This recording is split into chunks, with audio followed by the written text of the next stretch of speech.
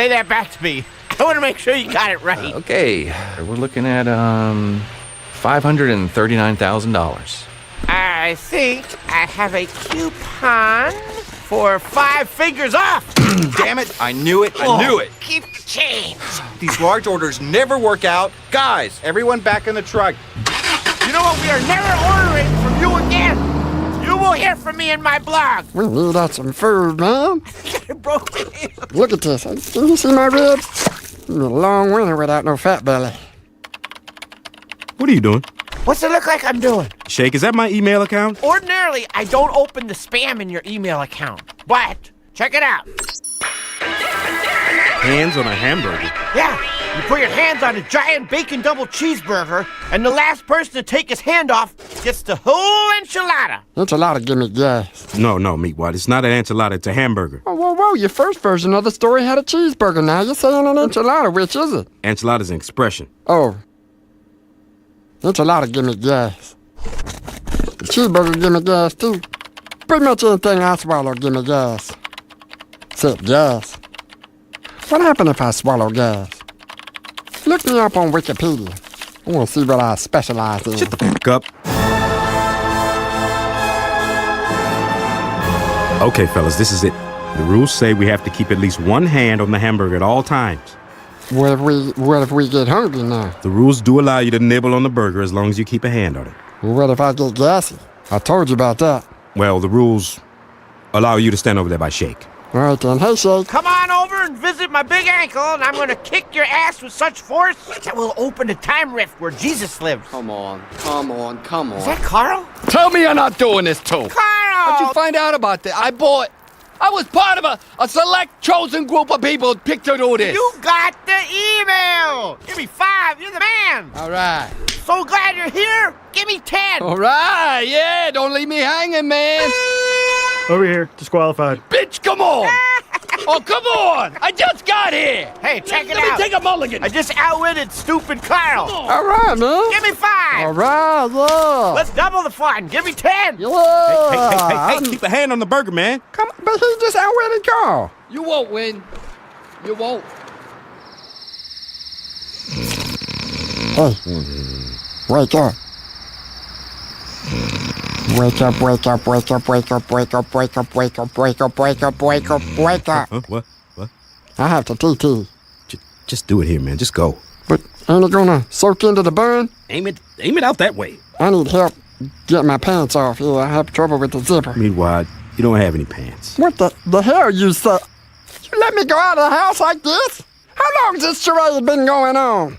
Hey, champ, little fella, buddy, God, you're doing so good here. I need to know if you can help me out. I'm in a big problem. Your dad wanted me to ask you, what's 5 plus 2?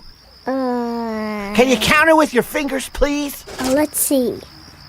7. Try 0. Boo! Disqualified. You're gone. He's out of here. Go back to preschool. Bye-bye. Next.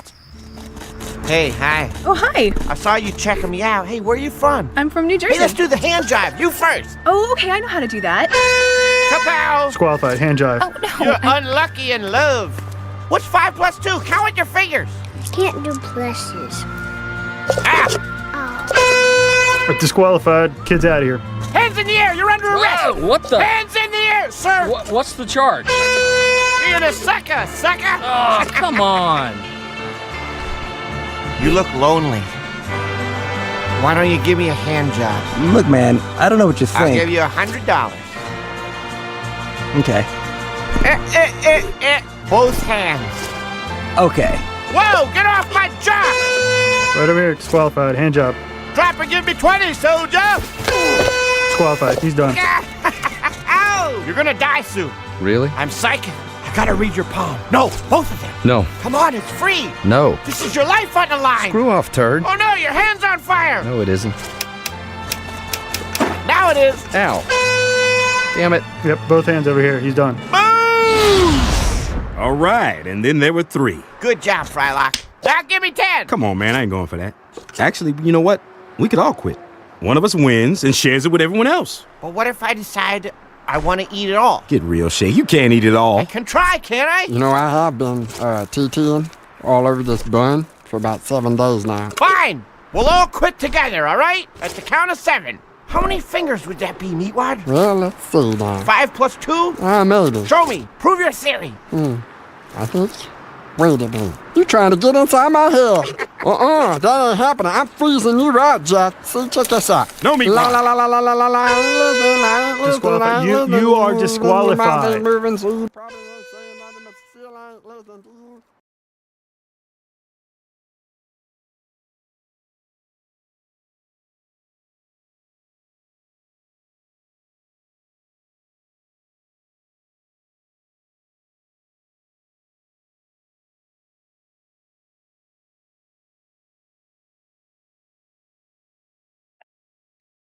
Guess who's back? Back again. Buddy's back. Oh, that's really spiking. Is that loud? Is that too loud? Tell a friend. Guess who's back? Guess who's back? Guess who's back? You know why I think I know what's up. Windows has been screwing up everything. 1 sec.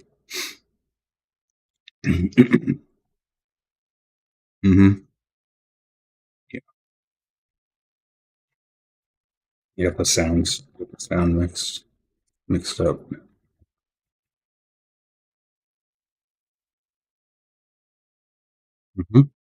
My bad. My bad. Here you go. That should be better.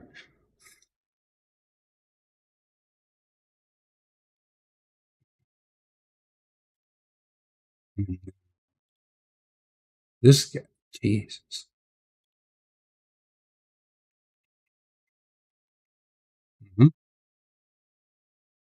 Getting there. We're getting there.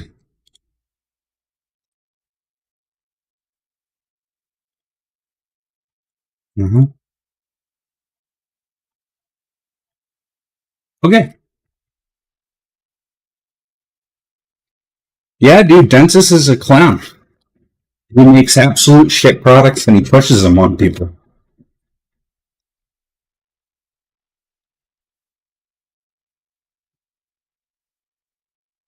I mean, Dentist is probably, out of all the people who I wish didn't do a fucking thing for Topre, was him. He should have stayed in his fucking lane. The fuck was he thinking? I'm voting to make sure that I'm voting for. Are you voting for Tampon Tim? Just let me know if you are. What a fucking clown you are. It would be an obvious clown who's the first person in here, by the way.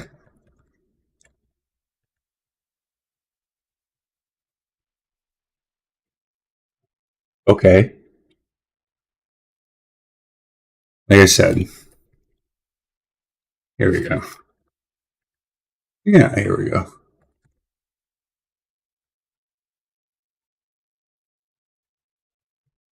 Much better. Bye-bye. Okay. Genesis released shit sliders like a year and a half ago.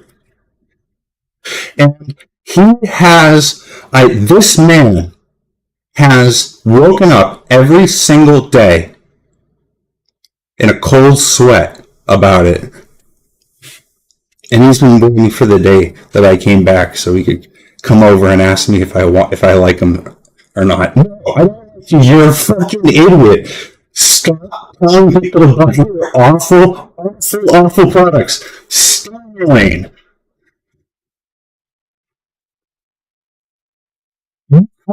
I'll just enjoy Tensis's sliders and I mean, buy them, dude. It's your keyboard. You're the coneheads. My God.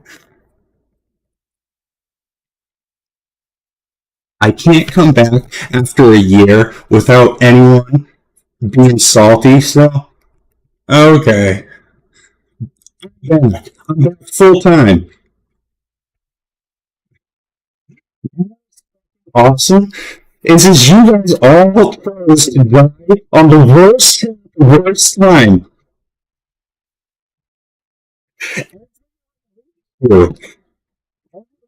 It's comical. It's what you're doing. So, it's extra comical. It's extra comical. And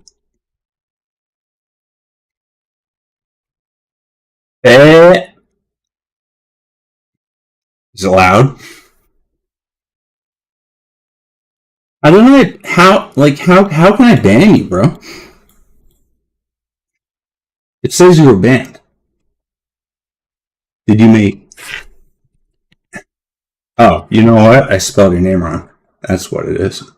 I'm the dunce this time.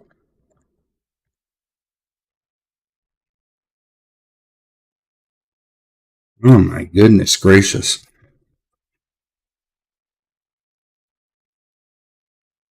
Alright, so I've got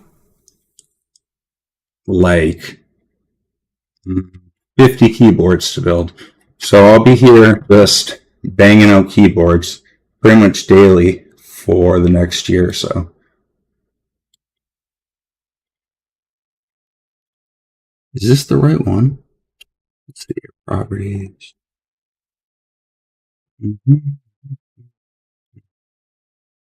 Oh. Oh.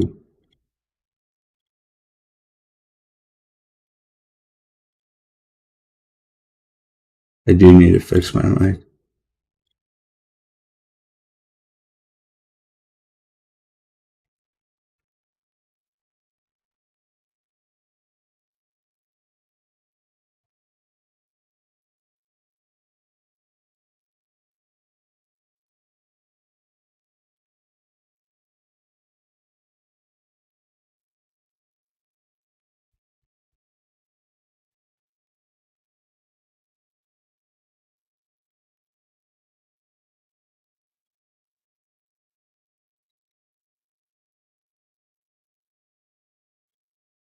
Windows decides to just keep changing the mic names on me.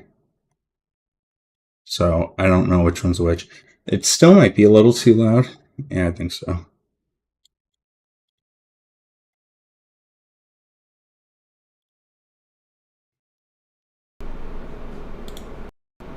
Let's try this. Test. No, yeah.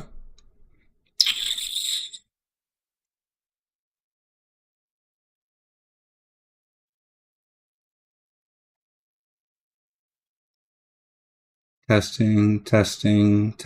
Still kind of spiking there. All right, I think we're good. I think we are good.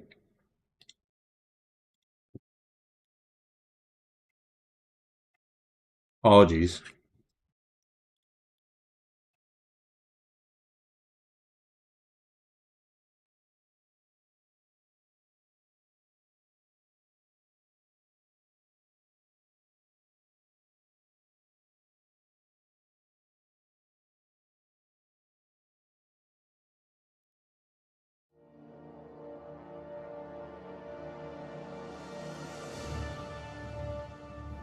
How's that for? Does this sound good? I mean, is the mic versus the music good? Again, that's what we're doing here. Just trying to dial everything in.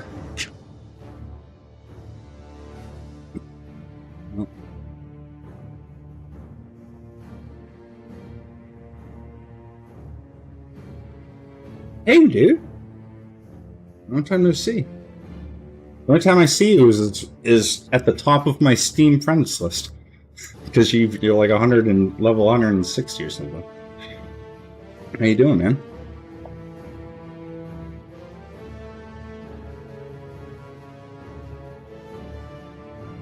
Only one more month until my Steam account's old enough to drink.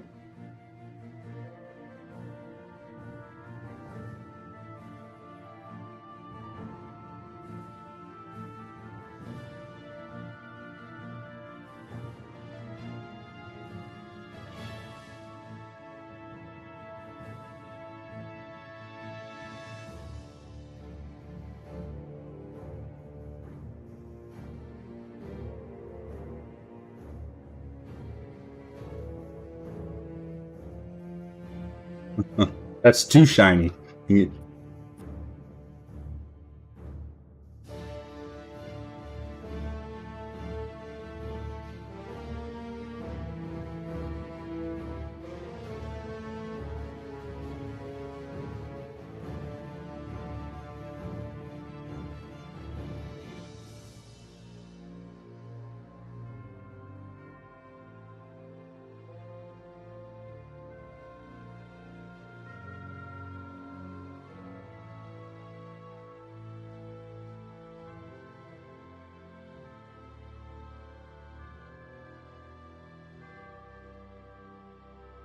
At that. Buddy's back. But you know who was the very first person to come back? Was Densis. Because, of course, that's what a normal person does after a year and a half of ruminating on the fact that there's a video of you up there that pretty much shows anyone with two common senses to stay away from that man's products. Just stay in your lane. Stop fucking up my shit. Okay? I have enough idiots in my hobby that I need to filter out. Like the fact that Desk Keys has half of their products great and half of their products legitimately either do nothing or worse are totally incompatible. So, and they've got 4 lines of domes that are pretty much all the same. I mean, I've got them to deal with. And then Densis comes in and tries to make his own fucking goddamn shit sliders, and he sells them in the oh my god.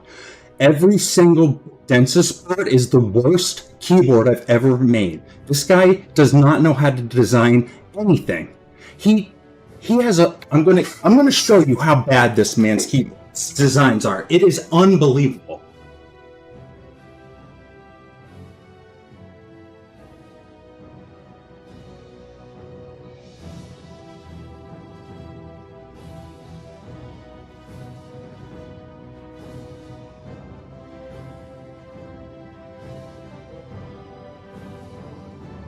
Thing doesn't work. That and Sipulet's PCB doesn't work. So between the two idiots who decided that they're going to build some horrible product and then have a client send it to me and build, and I can't even get into contact with them. I mean, for designing the worst effing thing you could possibly do. This is the worst design I can conceive.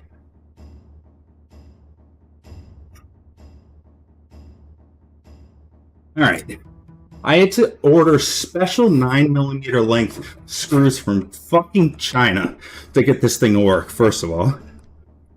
Second, we're just gonna go hard. I'm gonna go hard on Densis because he decided to fucking make me absolutely show everyone that you should never buy anything with his name on it. All the conheads who tell you to buy his stuff, they are doing you a disservice. Okay. Alright, look at what we're dealing with here. We have to screw in a plate, right? Like from the underside, you put screws into the PCB and then they screw into the plate. Guess how this dumbass decided he was gonna fucking do that? He CNC recessed 0.5 millimeter cutout out of a 1mm carbon fiber plate for each screw. Now, how are you supposed to put that nut in place when the fucking thing is upside down? First of all, it's a millimeter. So the threads you have to, they don't even catch. The threads don't catch. They don't catch. If this man wanted to prove that he knows how to waste people's time and money, he did it. In one fell fucking swoop. Dude, this thing's unacceptable, okay? He didn't provide hardware long enough. He decided to put a 0.5 millimeter recessed nut as your threaded engagement for the plate. What are you gonna do? Tape it in place upside down and hope that it's right up against the recess, because otherwise you're missing out on the 0.5 millimeter of thread engagement that you're trying to engage. So I ordered 10 millimeter screws like a normal person would, because that's the only length that's possible. And you know what happens if you install those? Every key that is next to a screw bottoms out on the fucking screws. So I ordered them from China, 9 millimeter lengths.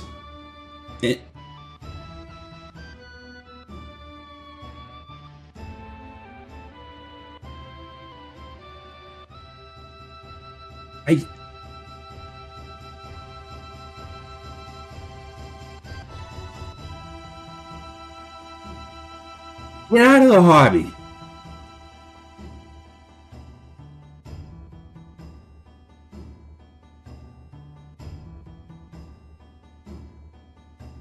It's bad enough you come over and fuck up Topre shit and block me.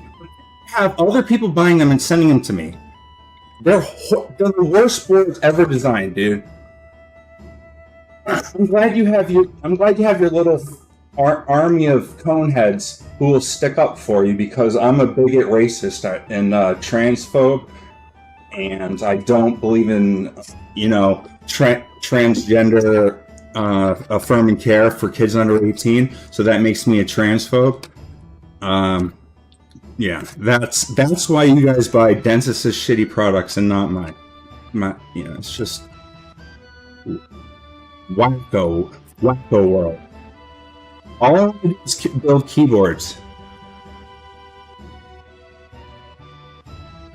All I want to do is have nice things. You gotta come in here and tilt me on my first stream? Oh, what's up, Geekhack? Welcome to the ban list, brother.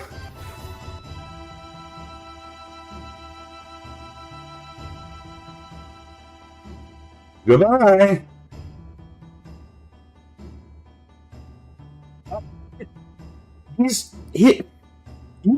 But he fucking stood on DEI Hill with everyone else and banned me and called me a fucking bigot and racist and homophobe. Well, they burned my Urushi keycaps. Well, the guy who burned my keycaps works for Nordauer. I didn't know that at the time. I mean, took it a little too offensive. My best friend came over and he just did not know what he was comprehending, so he looked up this guy. Jace is like 20 years old at most, and he's fucking Nordauer, and that's why he burned my Hiroshi keycaps and told me to keep money. Also, at the same time, he's a Nepo baby. Where do you get the money for $21,000 keyboards, you fucking fuck?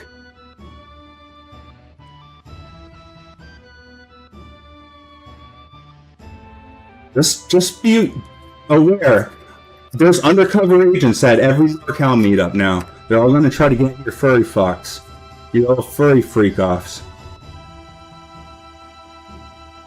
Better check IDs.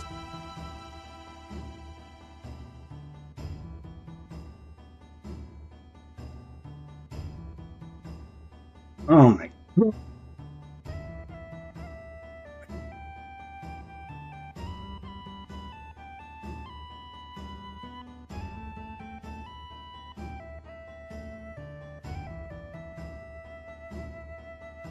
You know, mixing him up with is Gateron. I'm sorry. Fucking dentist got me literally tilted on minute one of my first stream back.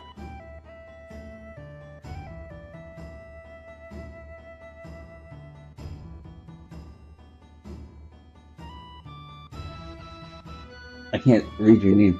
GX1s aren't so bad, you know.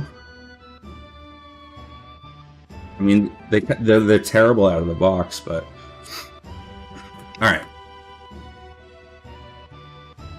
fucking not get let's not get rattled. They all have a fuck ton of screws. The thing about the GX1 is it's an RGB that they didn't upgrade properly when they released it. So it still has the rattles.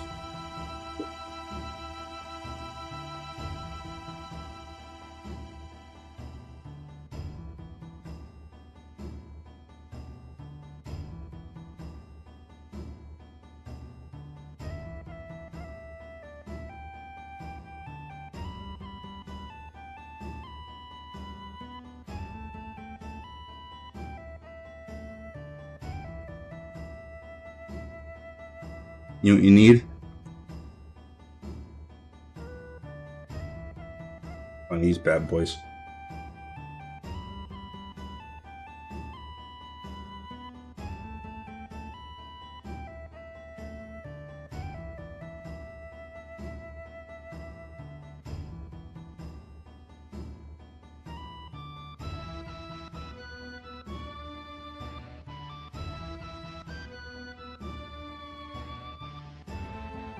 I just wanted to put the little feet down that I needed. Yo, tell. I'll just talk myself.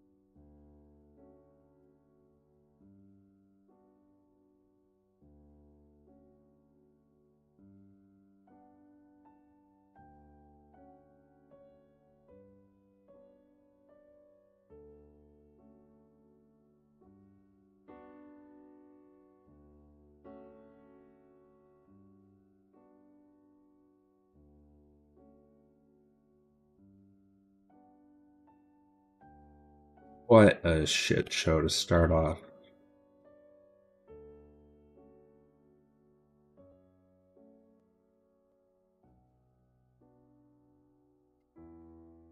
Oh, you're the Niz lover,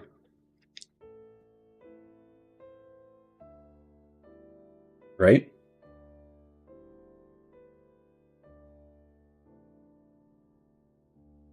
Let's see.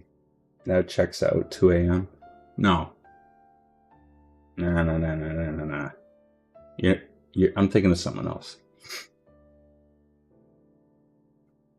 Geez, why a lot of people are buying GX1s these days.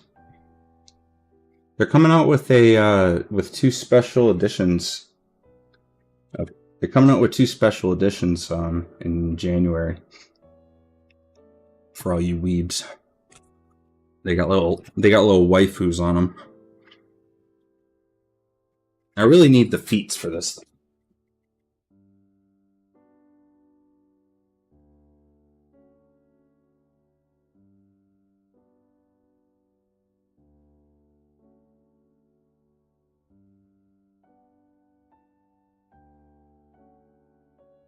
thing. No. Peach.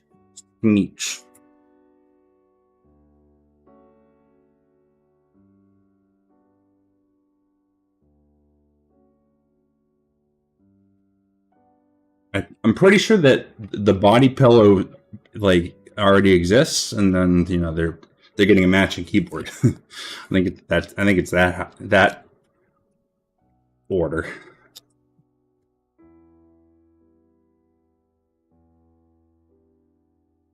Come on, focus. There we go.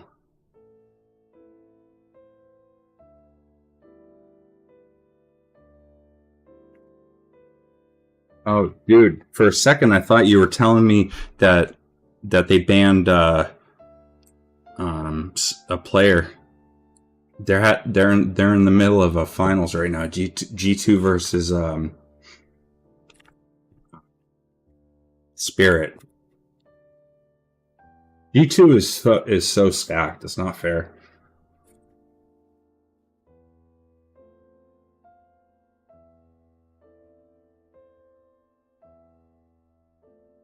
This paint job costs more than my keyboard. So allow me to let me just show you.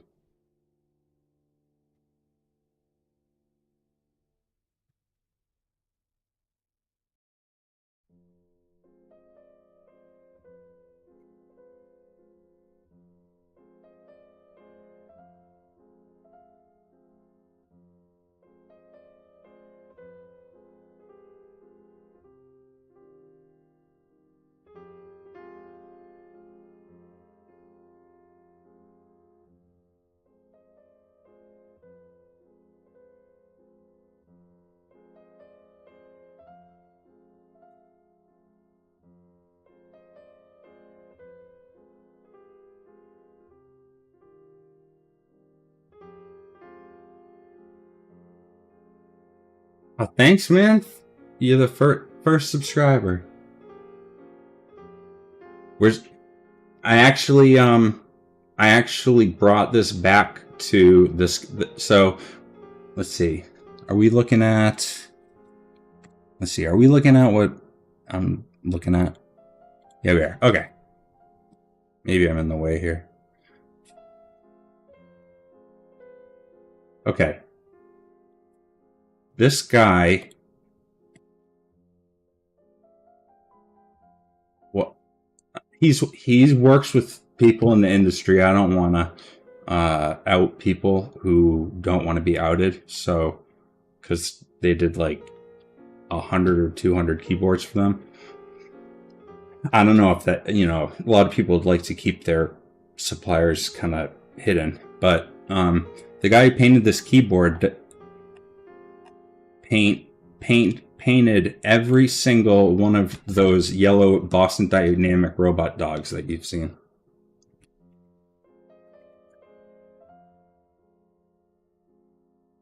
Here's the parts for him. And look what else.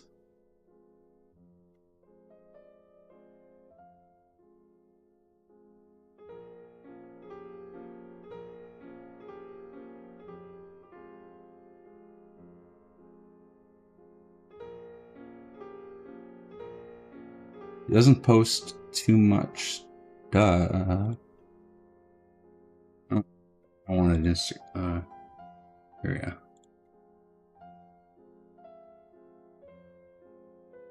It's been a while.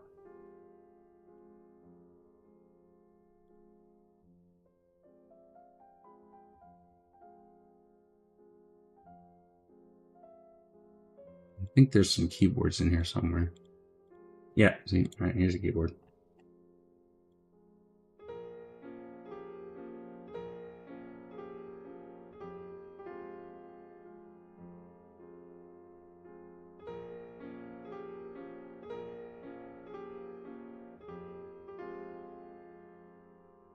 Look at that. Look at this guy. Look how proud this guy is. This was featured in a magazine. I think the magazine post is, yeah, right here.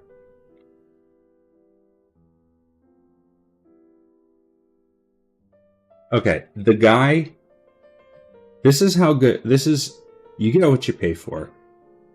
This guy knew what the client wanted. ZTM Hypershift in Cerakote. I think we need a music's fine.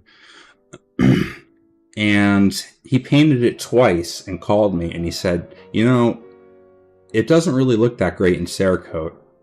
You can see the flakes. I think it needs to be done in urethane. He goes, but you're welcome to come up and take a look at it. And I mean, the guy painted it twice and it was perfect. It's just that Cerakote's so thin that that you could see you could see a little bit of the texture. That's how much of a perfectionist he is. This man painted it three times for me for the just to get it right, But I mean, I didn't pay for it. The client paid for it.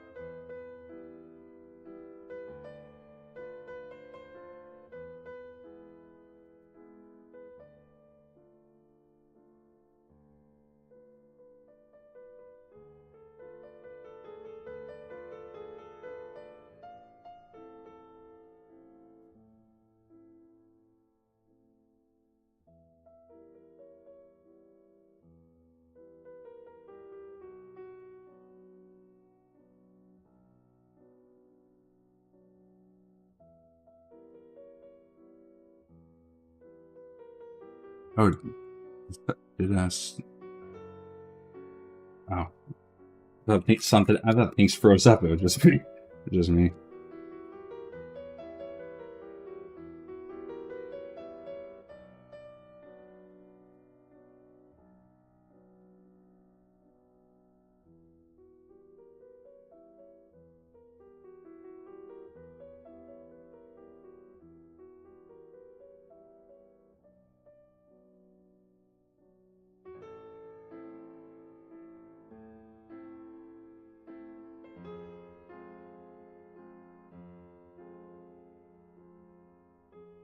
But there's an easier way to get this stuff done.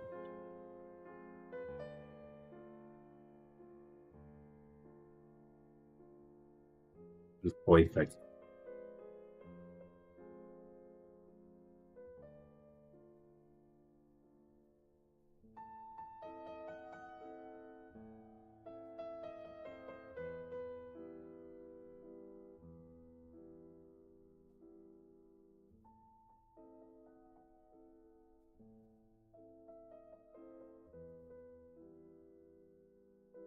Right? I don't want to mess it up, but I also want to get it on the desk because it's so damn pretty.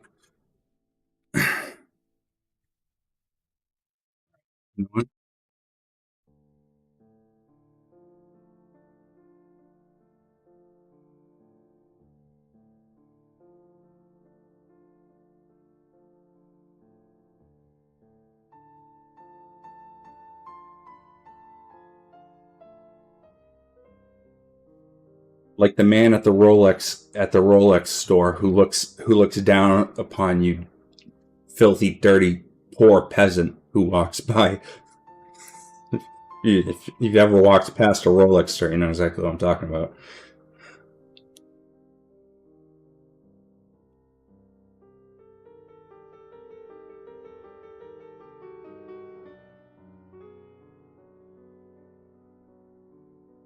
Yeah.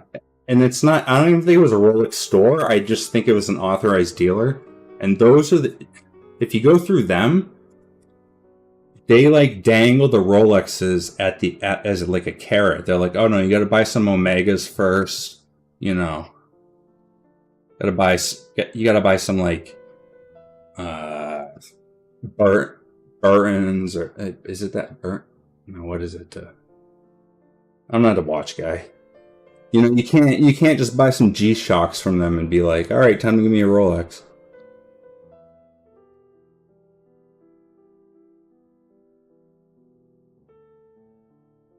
Probably look down upon G-Shocks.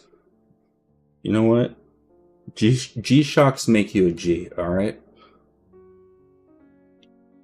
Okay. Forget the button. Let's go.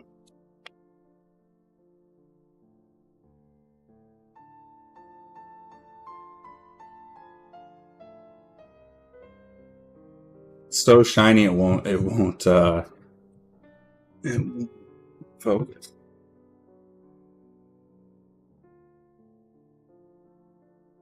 That's too shiny.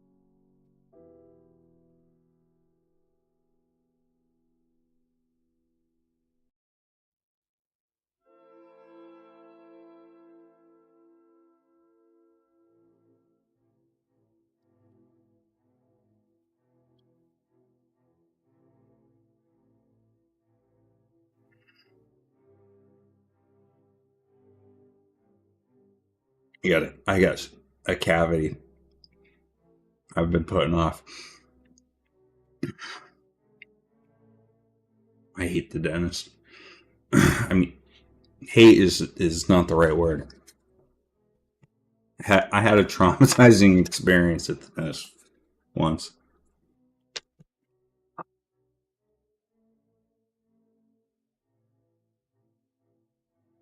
right, I don't need these.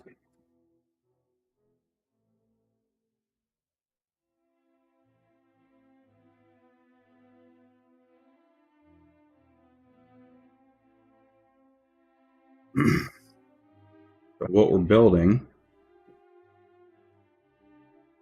is we're going to build a custom TKL with a steel plate that's going to be sandwiched in between these two halves with some pour-on gaskets. So we're going to build the plate. Try not to touch this thing. You don't want to scratch it, but we do want to look at it because it's the main attraction. So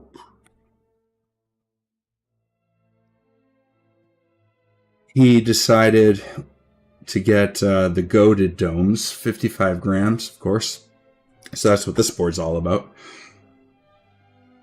You can still find them in Japan. And the yen is so weak right now that it's relatively cheap.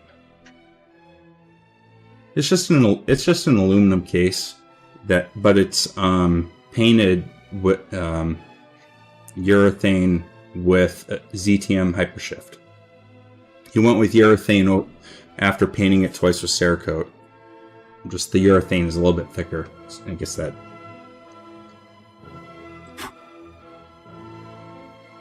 I mean, this guy's a perfectionist, so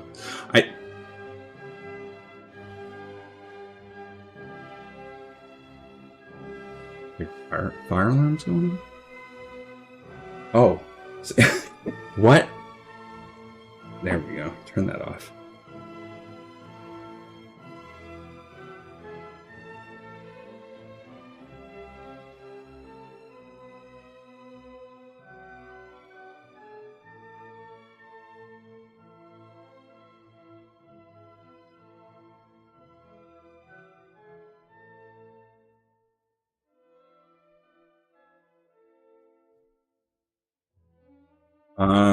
The client, I don't know if I don't want to speak for my client.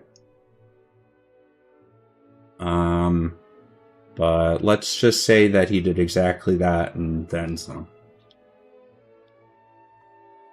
A lot of people have been having a lot of strong opinions lately.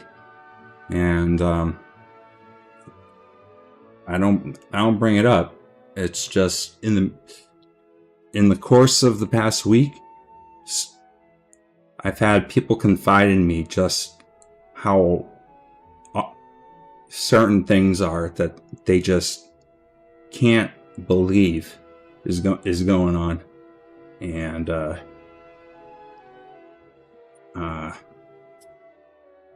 you know, Let's just leave it at that.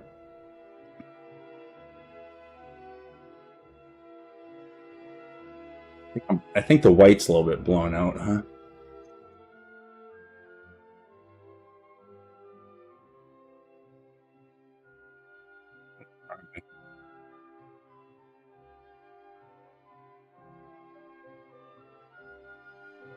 Hey, Zoinks. I don't remember your username, but I probably remember your Discord name or your email. 55 gram 87U white.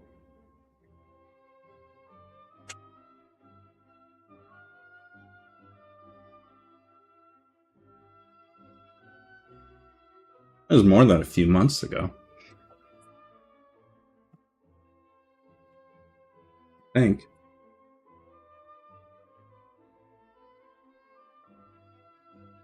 Those are like my favorite. Beige 87U 55 grams.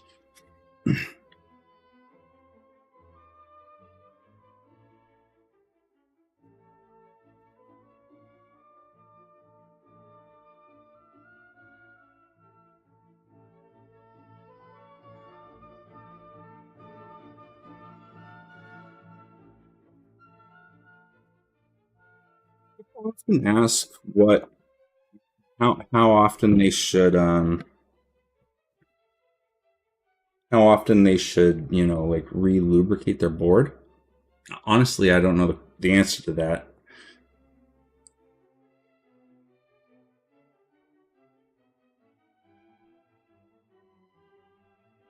I've seen people give a lot of definitive answers, and I've kind of raised an eyebrow at that.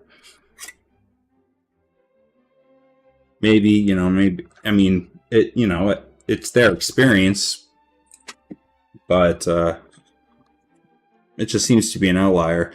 Well, the thing is just everyone speaks with such authority. I get people, I've seen such stupid information being floated around by the so-called experts on Topre keyboards.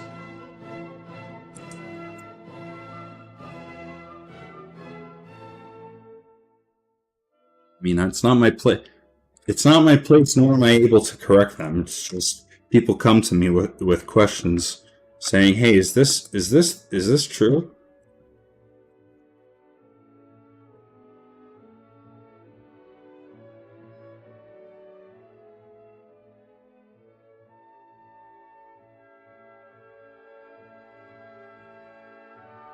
The funny thing is no one comes to me and goes, "Hey, is this true?"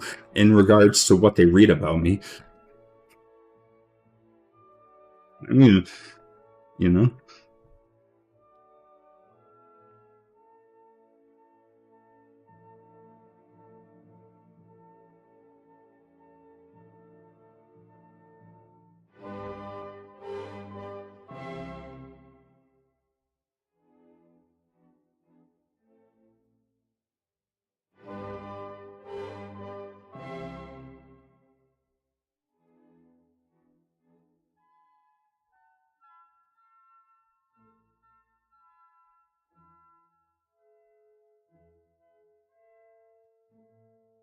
You have any other Topre boards other than the 55 gram? That's kind of a unique feeling Topre board. Those older 55 gram domes are uniquely heavy.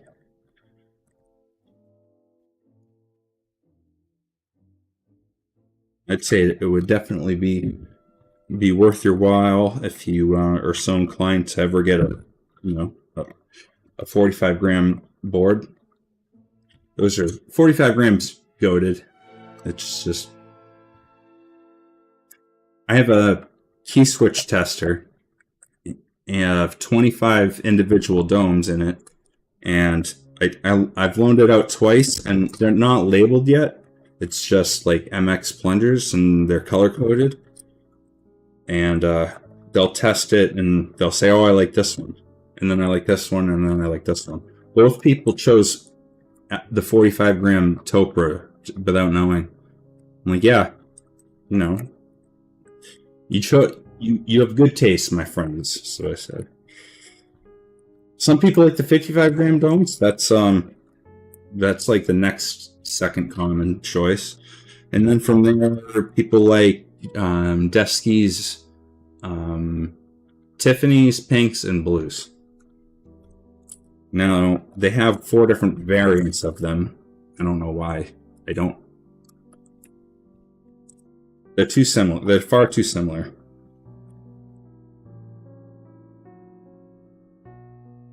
Like, it's like selection overload.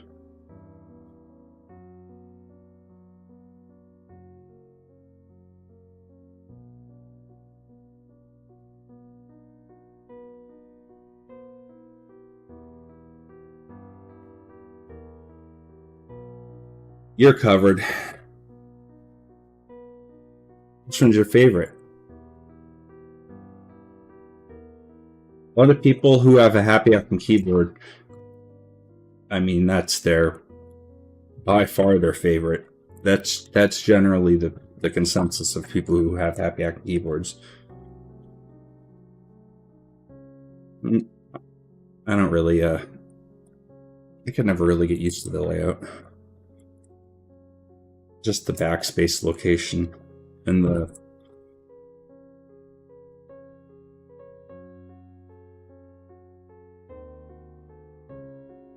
Well, I used to play enough games where I needed that control key that they don't have in that location, so it was sort of a tough buy to begin with. And then when I tried typing on it and get used to it, it always takes me like 2 days to switch, and then switch back. And when I'm typing on the Happy Acting keyboard, I never feel like I always feel like I'm being slowed down.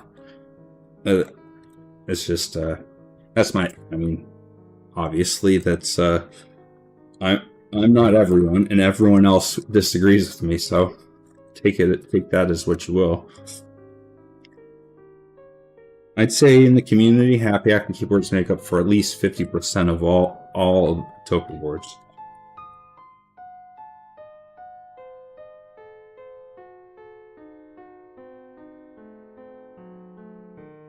It's a shame Leopold. It doesn't seem like Leopold's making their boards anymore, but you never know. I mean, last time they went out of stock for a little while, like they came back. But right now is the absolute worst time to try to buy one. People are asking like $500 for them.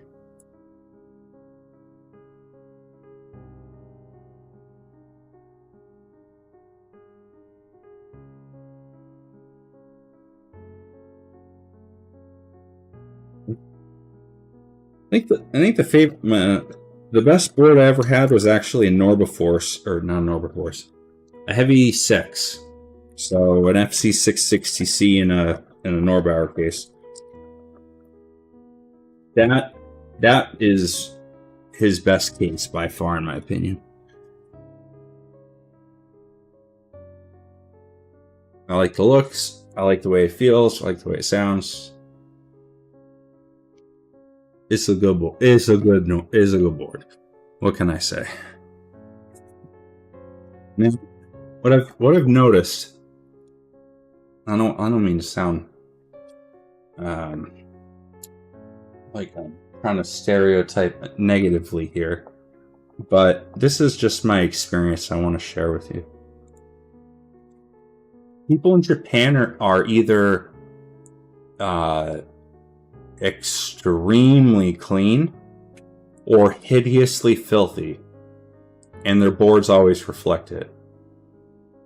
It's like this board is the kind of from like one of those kids who sleeps at the internet cafes, and I've got 2 more just like that. But then I'll get like a Happy Acting keyboard that's been used for 14 years and it looks brand new. And then that's just how it is. It's like, how does this thing look so new? Or I need hazmat gear. It's just, I don't. Let's not guess at what that is. Okay, it's just. Yeah.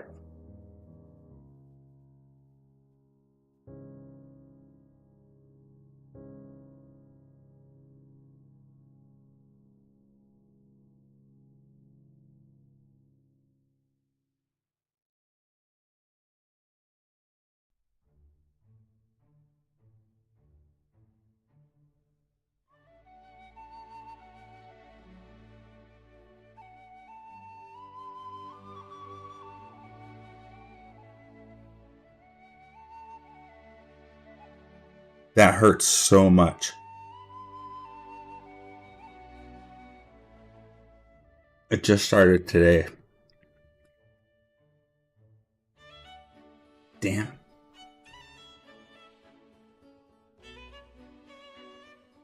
It's probably going to be a root canal if it hurts that much. Oh well. That's what I get for neglecting going to the dentist.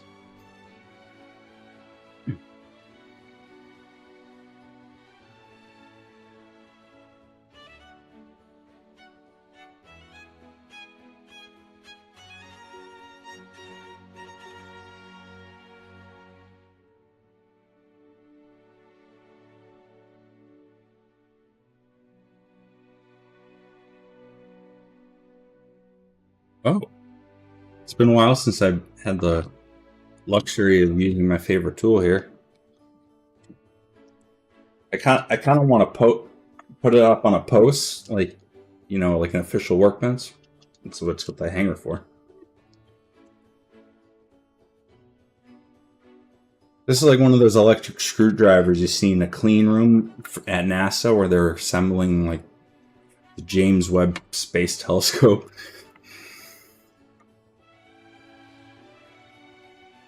It has a torque range. Do you like it? Does it sound good?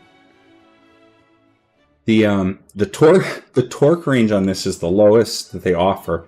0.5 to 6 inch-pounds of force. So essentially only enough torque to deal with like an M3, maybe an M3, and M3.5. That's the most. But it's got notches and an indicator. So unfortunately it's not too exact. Like, it doesn't tell me exactly what torque I'm setting it at. It just sort of has a reading. And you establish what torque you use before you assemble the board by hand assembling it. So I've already got everything figured out. But in terms of disassembling, though, this thing is a 1500 RPM like disassembling machine.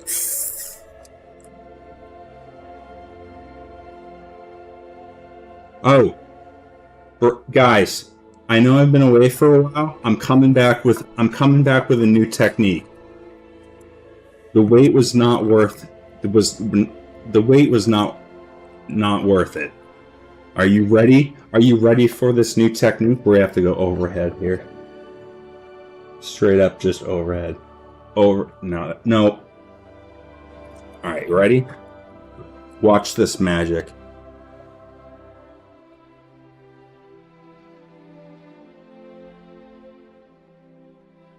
Okay. Step 1.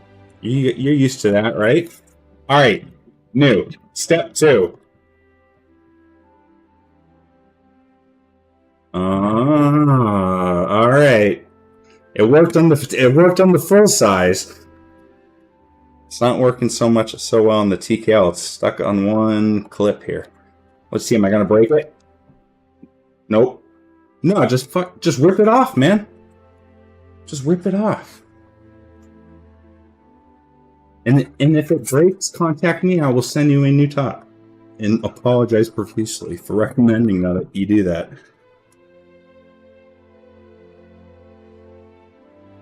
But legitimately, though, I think that's the way to take it apart. It's not really pulling on anything.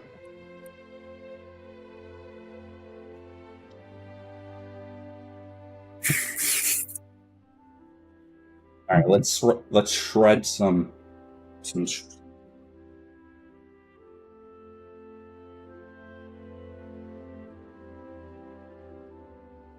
Okay.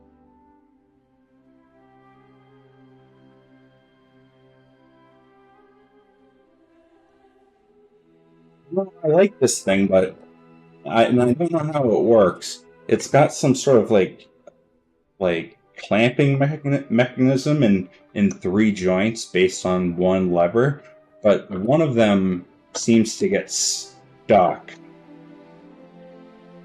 And then to free it up, it like pops out. I don't know. Well, I got it on Amazon Prime Day, but for $100 thing, you'd think that. I don't know. Maybe it's just a dud, or maybe I just haven't figured out how to really do it yet.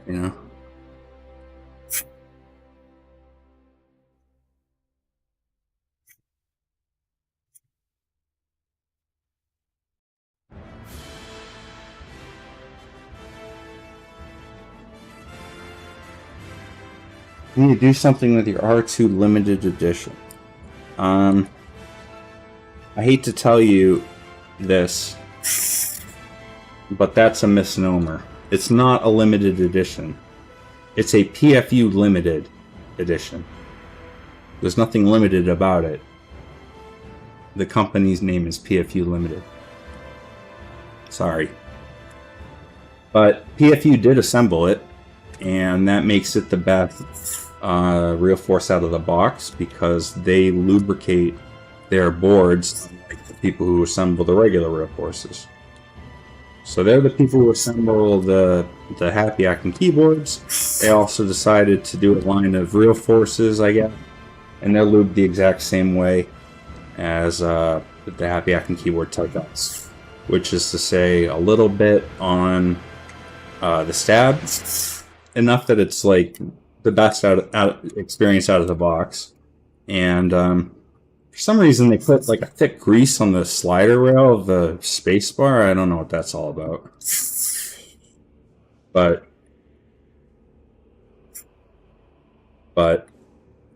it's exactly how they lubed the Happy Acting keyboard. I don't know why they went out of their way to say, like, give us some real forces to assemble. I mean, they're all, let's see. PFU owns, I forget how the parent structures work. Hey, welcome to the Topre party. Really fantastic, how are you doing? So something like PFU is the top corporation, and then they own the patent to the Topre switch, which they renewed.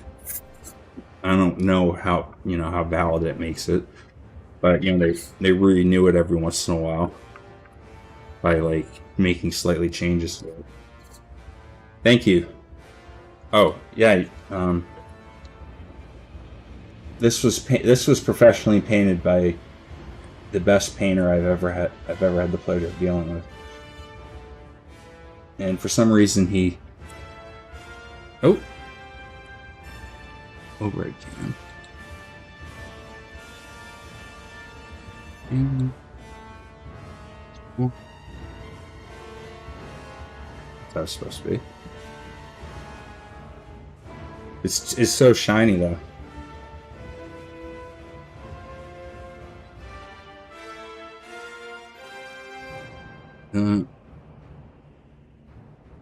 The client came to me and he said, I want ZTM Hypershift. The man knew exactly what he wanted. So I went to Crazy Customs in Cambridge, Massachusetts, and I said, I want ZTM Hypershift. And he said, okay, give me more money than your keyboard's worth. And I went to the client and I said, give me more money than you pay me for the keyboard. And he said, okay. You get what you pay for, because he painted it twice in Cerakote and was really being such a perfectionist about it that he wasn't happy with how thin the Cerakote is. You could see the flakes, the color changing flakes, and it looked like a little texture. I mean, other than that, it was perfect. It's exactly what I wanted.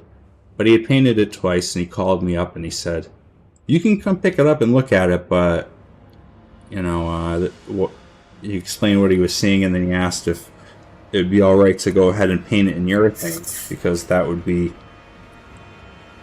thick enough and it would get that ultra smooth mirror finish in high gloss. And I said, "Yeah, man, you're the expert." And, you know, I consulted with the client, and they agreed. So it's hard to complain about the price when the guy painted it 3 times on his own accord just to get it right. You know, that's the kind of person that you want, like, as a contact. You get what you pay for. You get what you pay for. It's also a lot easier to work with these people who are local, because I can QC my own stuff, you know. Where lately I've been dealing with China, whose quality control has changed entirely. So the last batch that I got actually had to get totally refinished. So I'm selling a B stock one. Let me show you what happened.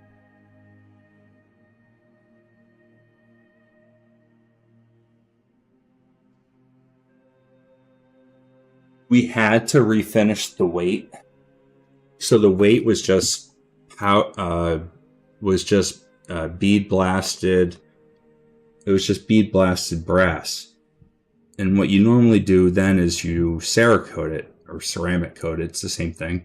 And what that does is it prevents any oxidation or any change in the weight. You know, because it's exposed. An exposed weight is supposed to look good. Well, it came in and it was just like, had like dirt baked right into the damn thing. That, and I don't know if it's going to pick up on this. The silver Unreal Forces are the worst, but this one has a little bit of it. What all boards do here. This is probably the best. Let's see. Detail. Okay. There's right in the... Come on, camera. Alright, you know what? Overhead. Right in the middle. I don't know if the gamma's... I don't know if the is too bright. Do you see it? Do you see a streak in the middle? Doesn't want to focus.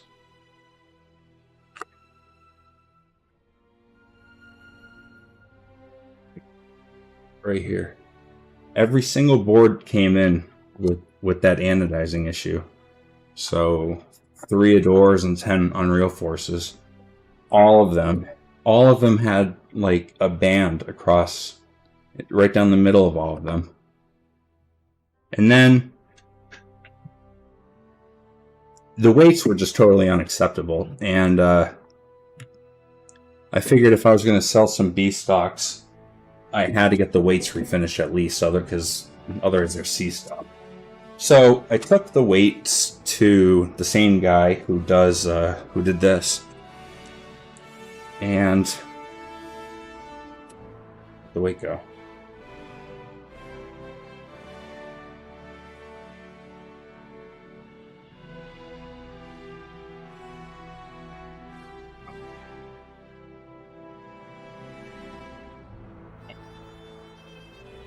And not only was the weight totally,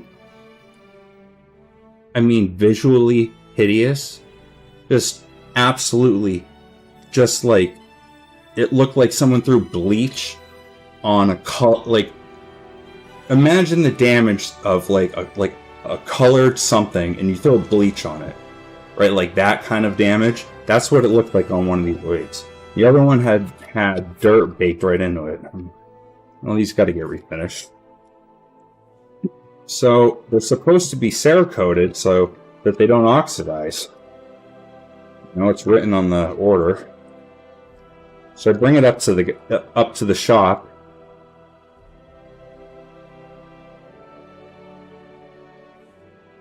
Let me bring up this video.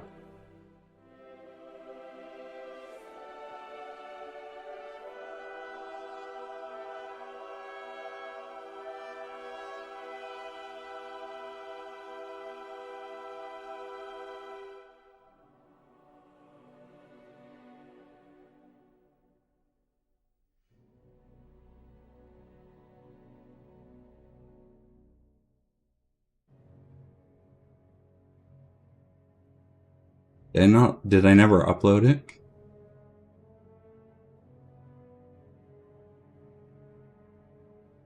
I don't think I ever shared it. Oh well. Oh well. So the guy gets the weight in, and he sees how ugly it is, and he doesn't say anything at first. And then he takes 600 grit sandpaper, which is pretty smooth. I mean, it's like there's 80 grit, 60 grit if you want to take material off, and then you got to work your way up from there. So you'd go for 4 or 5 steps before you get to 600 grit. Well, he's got 600 grit, and he's sanding down the weight, and he goes, "Yeah, I knew it." I said, "What do you mean you knew it?" He goes, "This weight is not Cerakoted. Look at this. This 600 grit sandpaper is taking off the finish." I'm like, Are you kidding me? So every single product that came in anodizing had a stripe all the way around it, and all the weights were ugly as hell, and they didn't do anything to QC check them, and they totally skipped a step. When I went back to my keyboard designer, he seemed rather suspicious, and that they have been doing that for years. Charging him for it, but never doing it. Never actually just straight up cutting corners. It makes me poor, because I have to pay for this stuff, What am I gonna do? What am I gonna do? Complain to the people in China that they didn't hold up their end of the agreement? I've already dealt with enough of that. They're just, if they can get your money and cut you loose, that's what they'll do. Unfortunately, I don't want to sound like I'm stereotyping like everything you've heard about them, but working with them, unfortunately, it seems that is the case. What's even worse is that I painstakingly picked them after 4 or 5 manufacturers, and then we went back to this one and we kind of hammered them on the quality, and then we did a test batch, and then we're okay with the quality, and then we placed the order of 15 keyboards, and then they all came in unacceptable. It's like, you really, really, really did me dirty.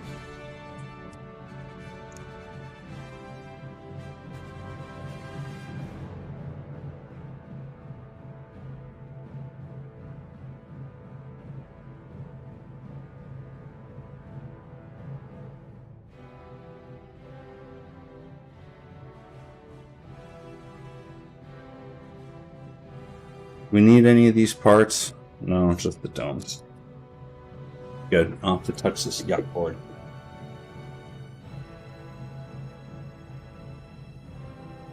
Huh.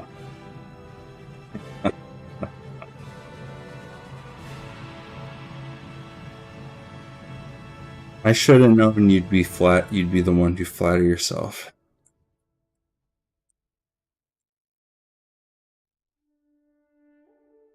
You do have nice taste, I will say. Someone complimented you on doing something cool instead of getting a Norbauer, and I didn't want to speak on your behalf.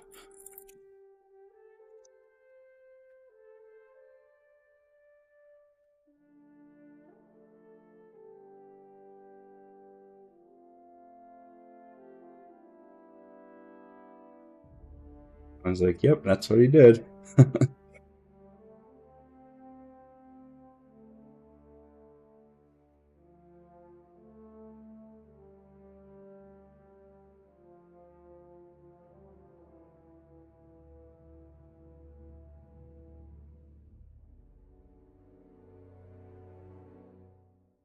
Hey guys, so now that like I'm not rattled anymore, those, I mean, they're showing up just a little bit late. This is my first stream in not about a year, over a year, and I go live, and the very first person to come in here is Densis, asking me if I still don't like Densis.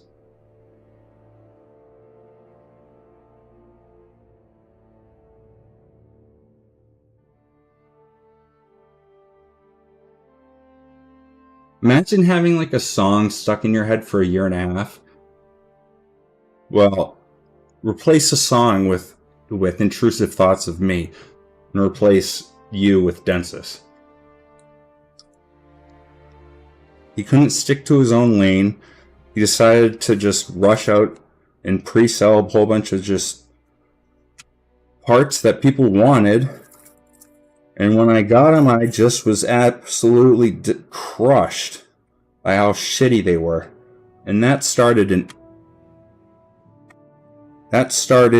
a little temper tantrum of alts coming in and doing really weak sauce troll attempts.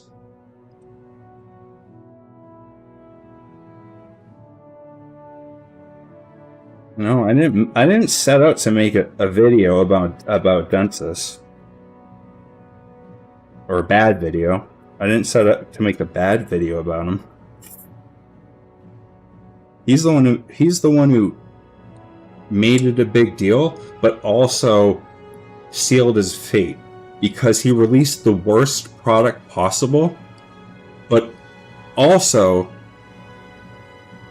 preemptively banned me from his Discord, and I never ever talked to this man. So I was like, oh, products are coming out, let me join his Discord. Nope, banned. Oh, okay. Well, let me try him. Alright, I'm trying him. And then he joins my stream.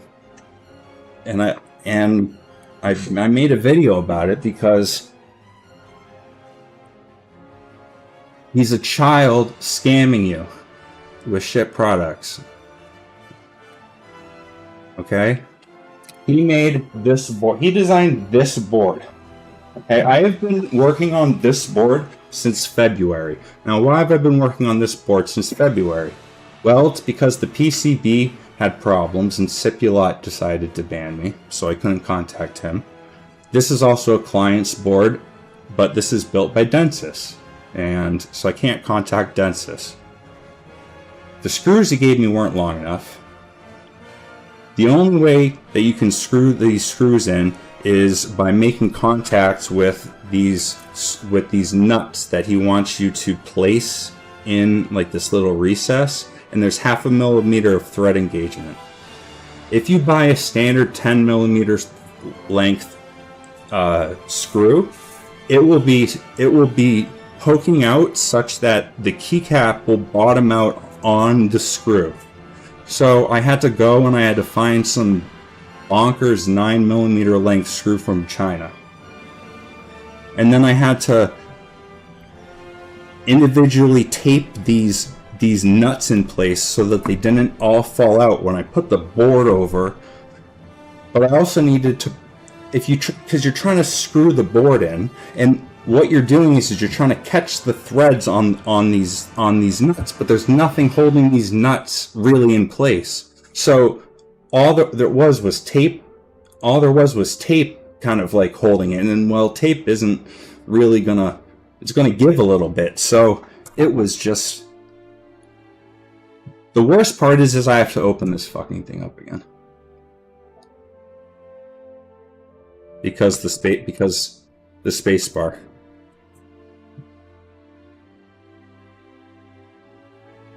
I have a feeling that he got the spacing wrong. That's my guess. Is that he got the spacing wrong for the stabilizers, and it's warping the stabilizer bar such that it doesn't work. Just a guess though, but I gotta open it up to fix it. Like I said, I've been working on this thing since February.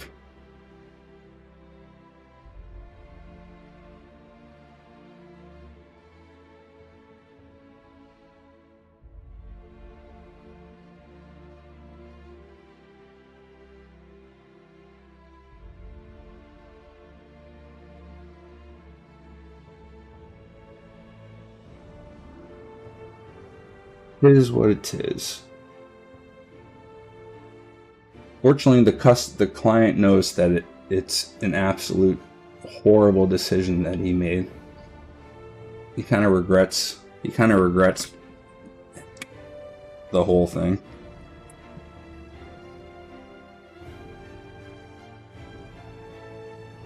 Alright, I'm moving out of snail space.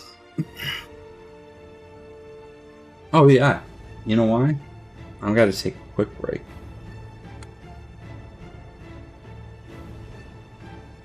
And oh.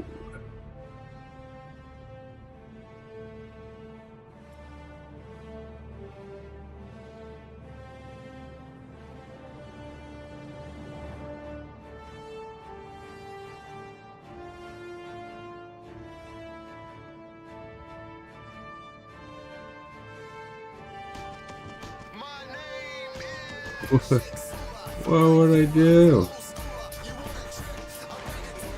There you go.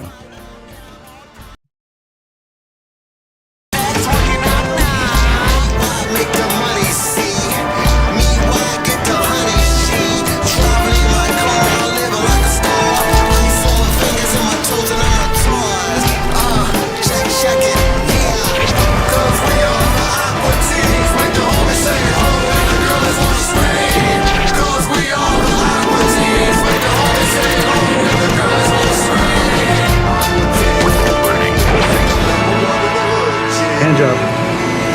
Now, let's leave 2 columns in the living room, and I want the rest floor to ceiling up in the attic. You know, usually we get an order this large, it's a prank. But I'm glad this one worked out, right, Mr. A fart bubbler.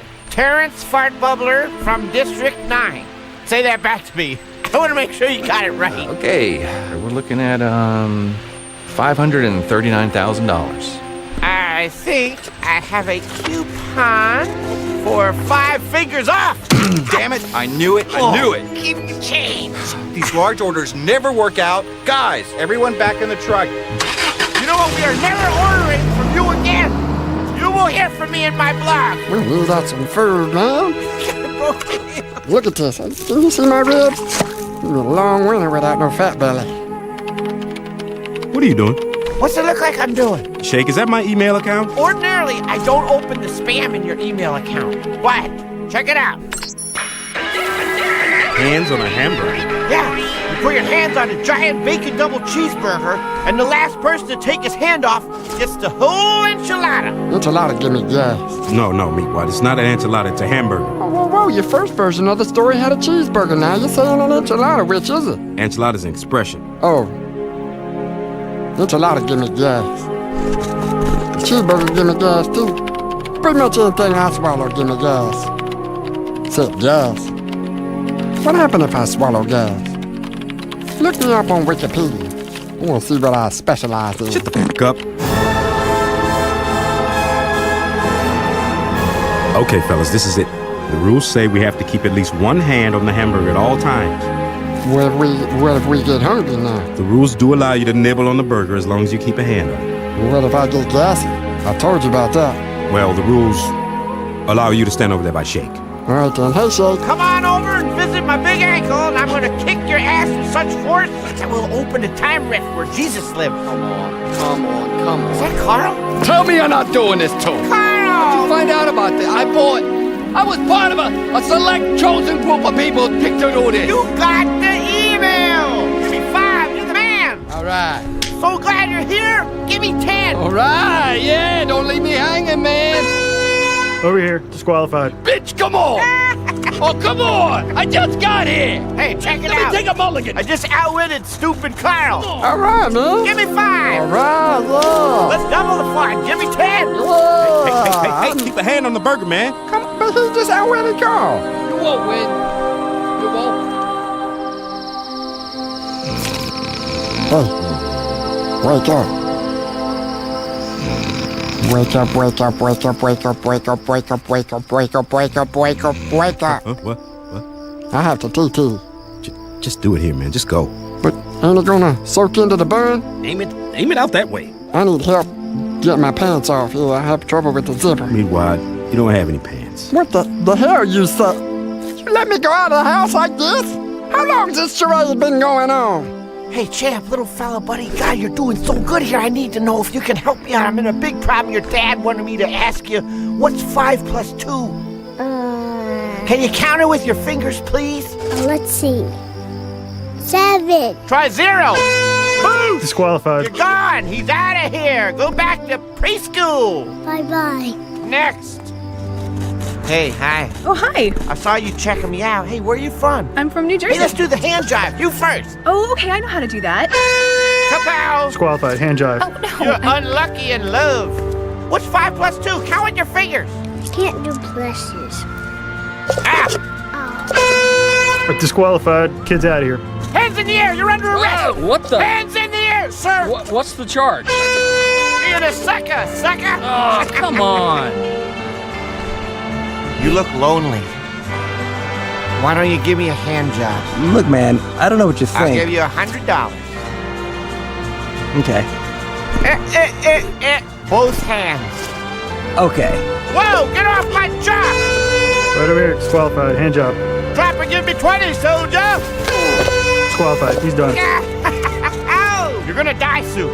Really? I'm psychic. I gotta read your palm. No, both of them. No. Come on, it's free. No. This is your life on the line. Screw off, turd. Oh no, your hand's on fire. No, it isn't. My bad. Now it is. Ow. Damn it. Yep, both hands over here. Left He's the done. music going. All right. And then there Left the music going. My bad. Give me 10. Come on, man. I ain't going for that.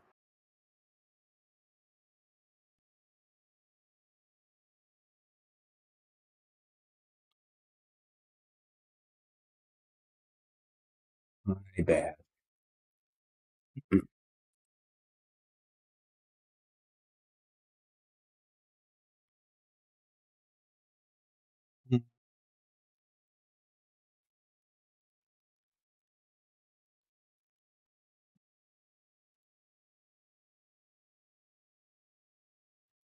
Right. We also need to take sliders or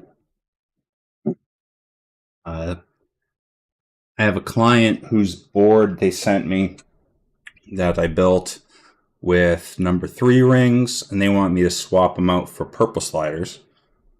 So to save me a step, I'm just going to use those number 3 rings, which that board is right here. And I used to,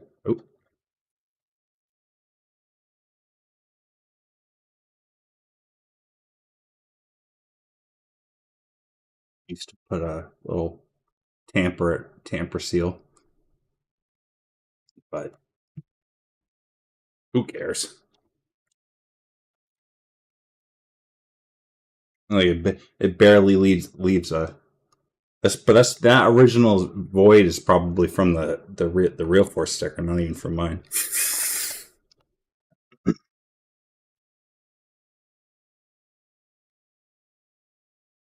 I did this once. Nice touch, right?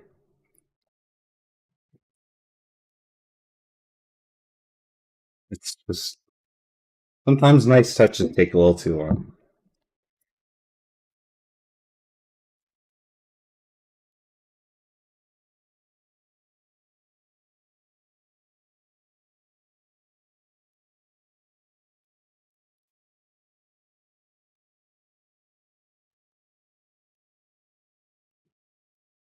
If I wasn't always fighting my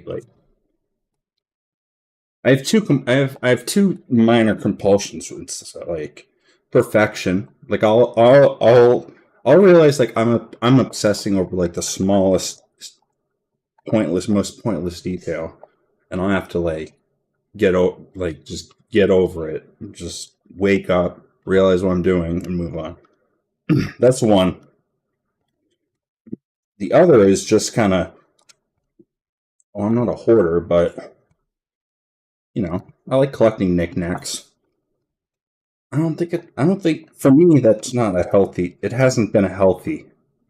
You know, I haven't enjoyed what I've been collecting, and I haven't enjoyed collecting this sort of stuff. So, I don't buy, well, I do.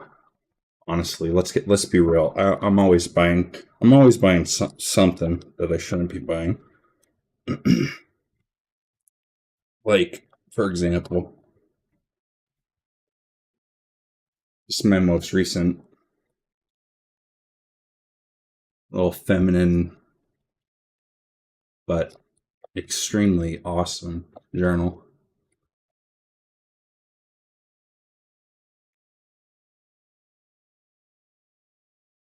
And then fountain pen.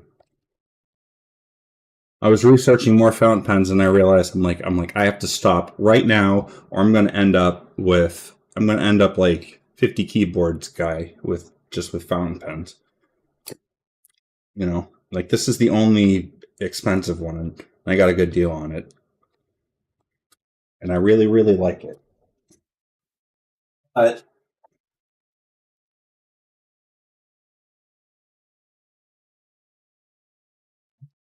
Then of course you gotta buy inks, so I've got like 12 different little inks. So I stopped at that. I don't know.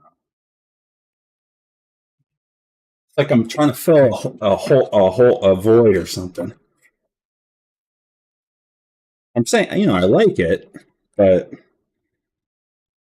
trying to run a business, so I really can't be buying frivolous stuff.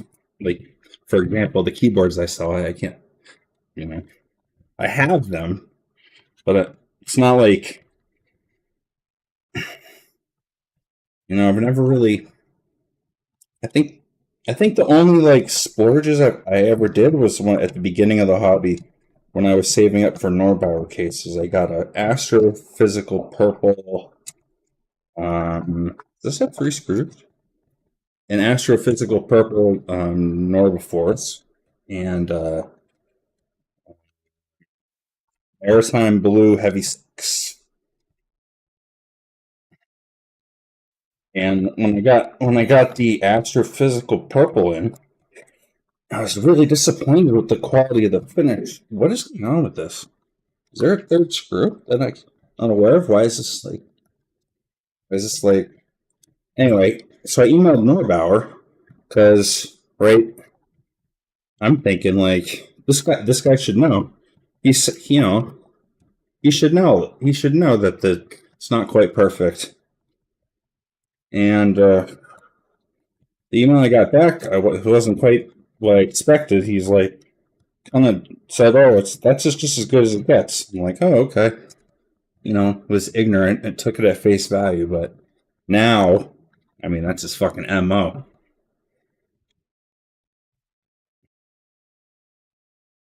There's not. What is going on with this? Oh, there we go. Nothing's ever wrong with this product. It's just that you don't adore it.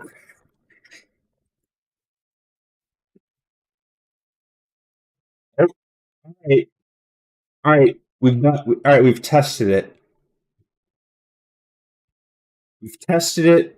I exclaimed at the beginning that we had a new technique for opening boards. Take all that information and put it in the batch of misinformation because I just broke this shell. Look at this thing. Good thing I have to replace this cover anyway because these four keycaps have to go.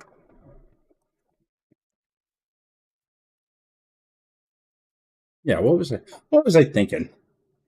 I just because I opened up 3 boards that way, pass that information along. I did say that if you would break it, I would and apologize profusely. But now that we've got definitive proof, don't open your real forces that way.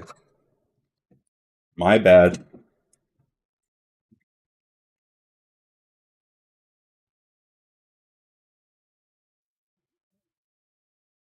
Alex D, you're welcome. You may have to refresh my memory on what it was. Everyone's got so many different aliases. It's a little tough to keep it straight. That, and I just kind of have a hard time keeping people straight to begin with. Like, for example, I banned my friend at the start of the stream because I mistook him for someone else. I was like, oh my god. Well,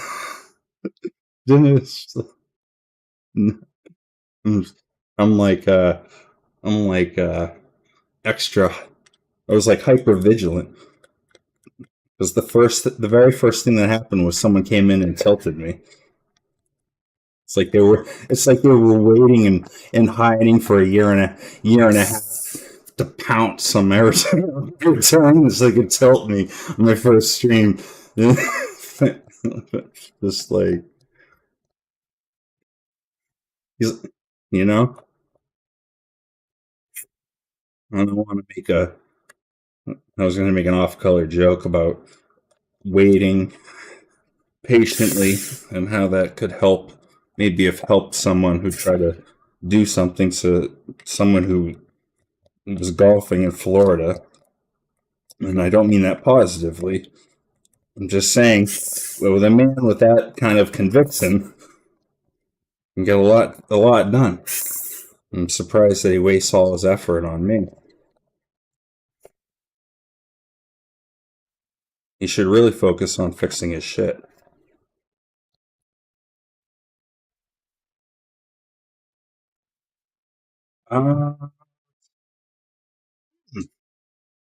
Maybe I have to link my...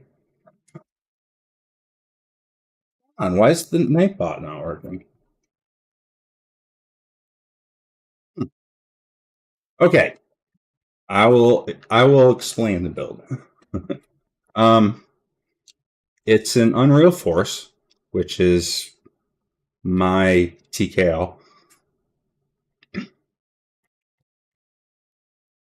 Honestly, I came up with the name of the company and then immediately came up with the name of the first board I was going to come up with. It was just like an immediate easy name, you know. It's like Real Force. I knew my brand was going to be Unreal Keyboards, Unreal Force. It's like, if you don't name it the Unreal Force, you missed out on it. So it's like, I don't know why I'm getting into the name. I'm just trying to say, obviously it's my board.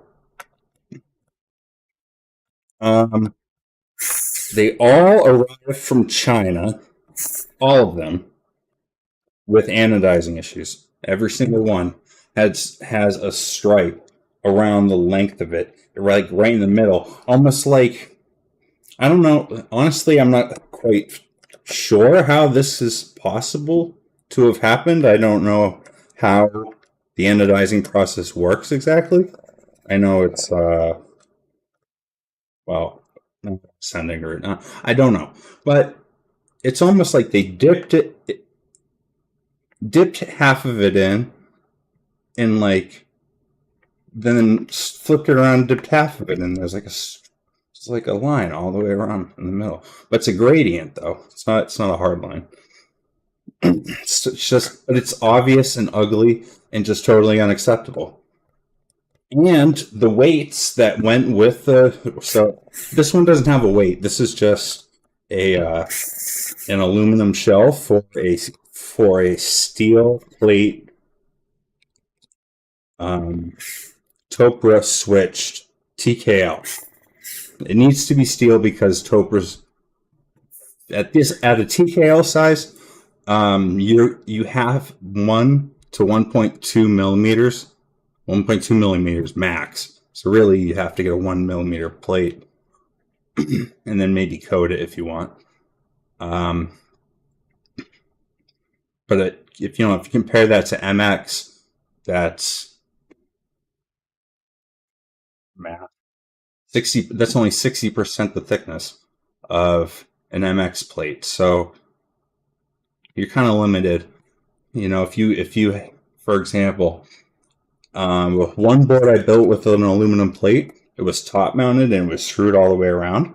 So the keys on the outer perimeter that were up against the plate that was, screwed into the top of the shell were rigid, where everything in the middle was mushy and saggy. I didn't like it.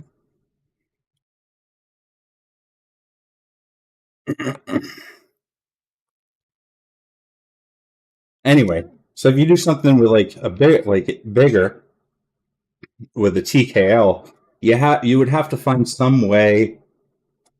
You'd have to be smarter than I am to find some way to use materials that aren't rigid to achieve the same kind of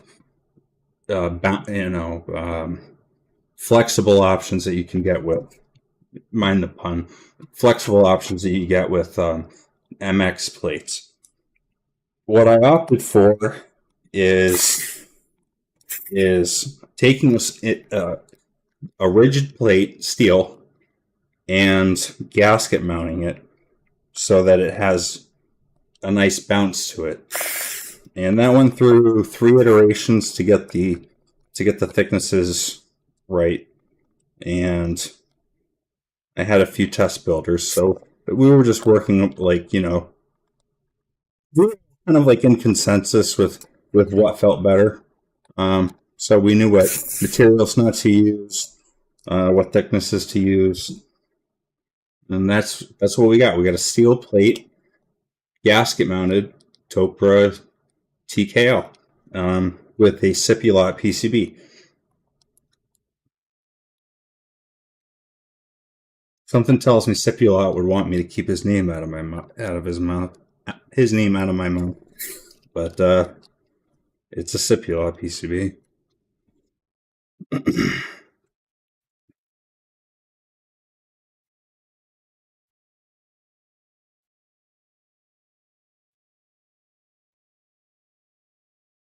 The only other gasket mounted EC options are boards that Matrix have made, but they used aluminum plates. And not only did they use aluminum plates, but they had tabs and extra cuts, so it's extra bad. The gasket doesn't do anything when you're still facing the issue of aluminum just at a TKL size. If you don't have some way to support that sagging in the middle, let me give you an example how bad it is. If you take a regular real force at 87U, those are technically tray mounted. They're in a clamshell, but they sit on a plastic tray, and then there's a top cover.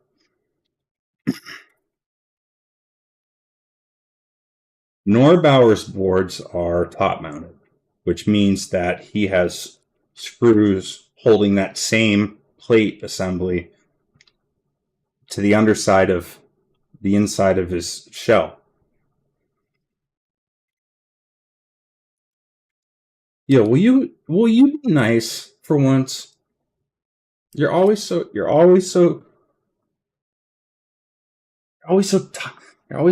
buddy, man. You're so. What do they say about it? You're so stick with the ones that I can agree with.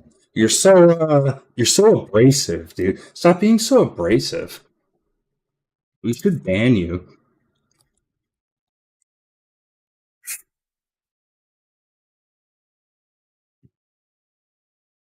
This full size, I am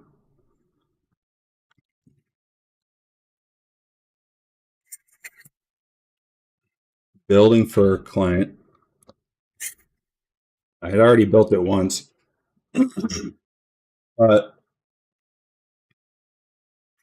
in the meantime, he had gotten a PFU edition, and requested that I swap out the 3mm rings and sliders with purple sliders. So that's what I'm doing with this.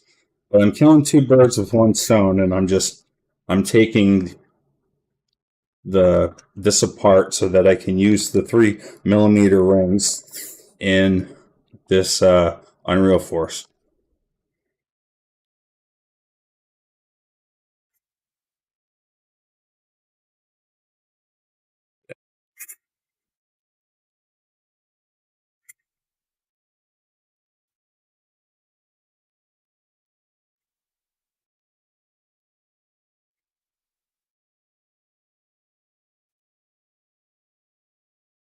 That's interesting. Is this a whole...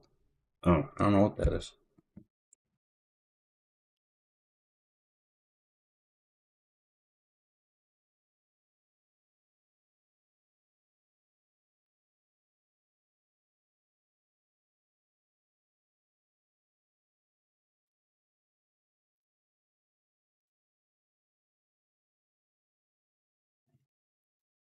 So that means all the stabilizers got to go.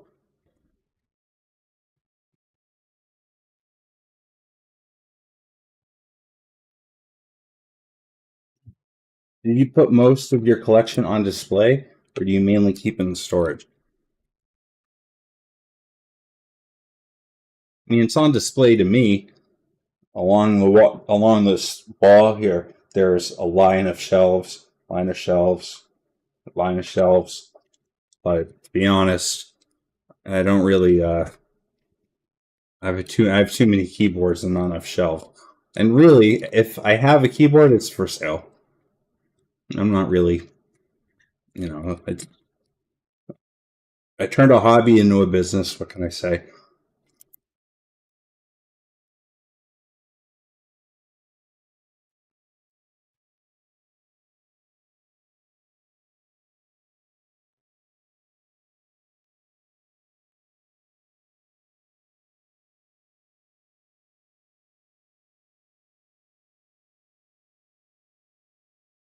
All right, let's take out these 3mm rings.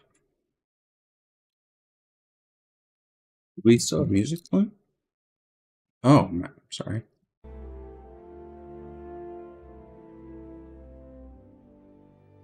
My first stream back, it was bound to be a bit rusty.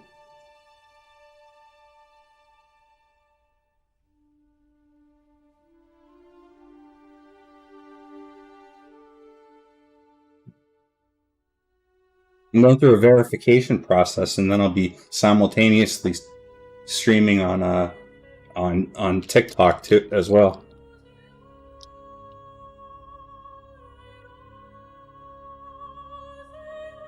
Oh, the setup? I put a lot of.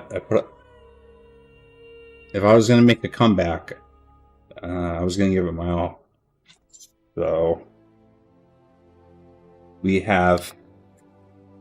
Well, when I stopped streaming a year ago, I sold one of my cameras.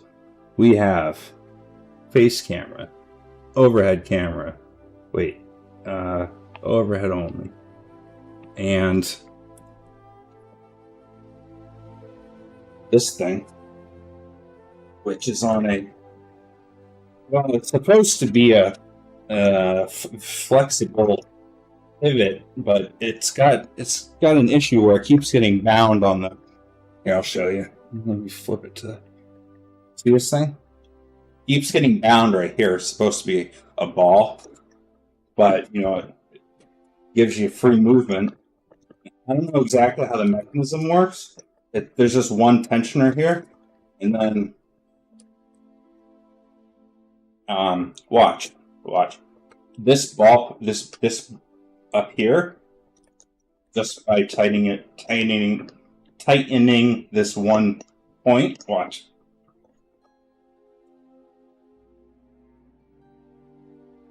I don't know how they do it, but so I don't know how to fix it. That's what I'm saying. But this thing keeps getting stuck. It's supposed to be, I'm supposed to have more range of movement. Every time I go to fiddle with it and fix it, it like springs like It goes, you know, you can hear like a spring popping, and then it's fine. But I don't know. Maybe there's a trick to it. I'll figure it out.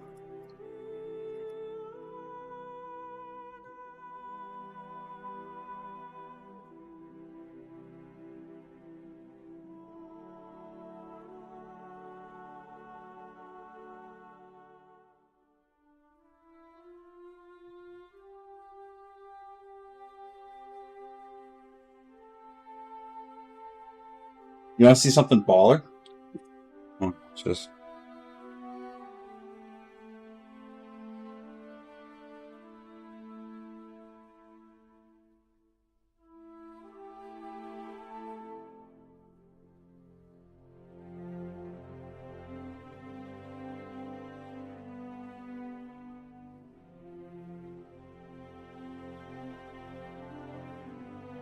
Look, I'm an angel sent by God.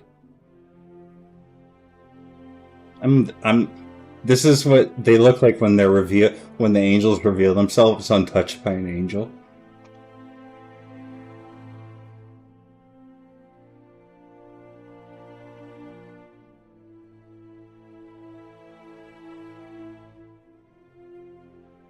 I told you. I'm just showing off now. Let's see.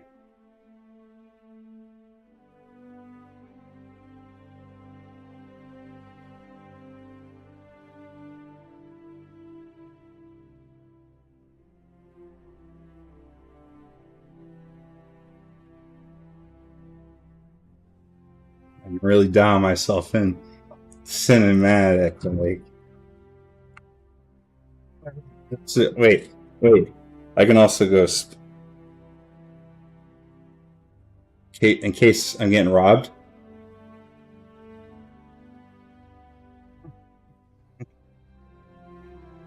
This is the door to the. This is my escape door. It goes outside.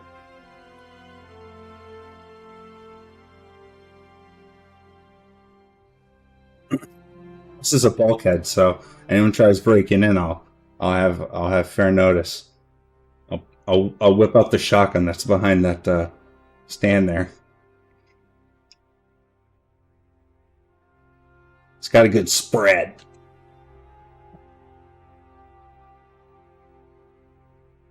It's a Bill Burr reference.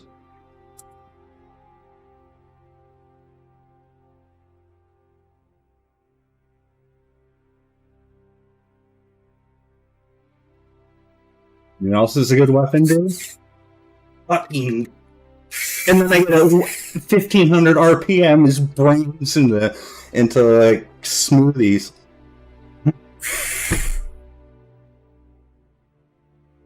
If there's any keycaps in there, you go boop.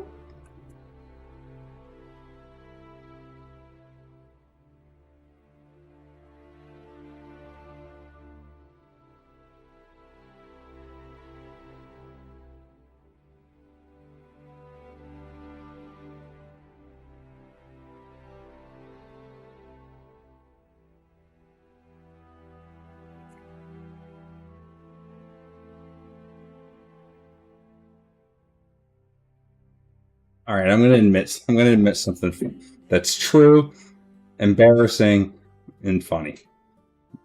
It's true though. Okay. In Massachusetts, where I live, in Clinton, it is the second safest. It was the second safest city in all of Massachusetts for the year that I got arrested.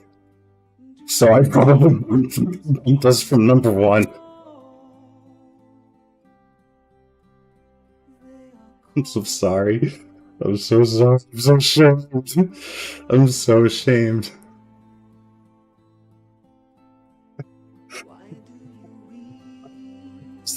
Spot. That's why I behave now. I mean, I had some serious fucking problems. Addiction, like I was straight up alcoholic for a while, and then at that point I was like hitting the bottle, hitting the bottle, but I don't have that problem anymore, fortunately. I don't know why.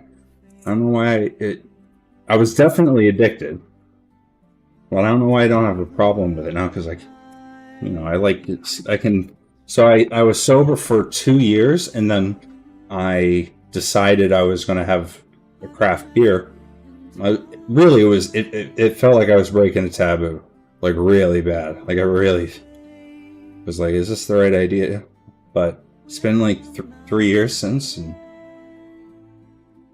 I have no problem. I have no cravings for it, and it's not the same way.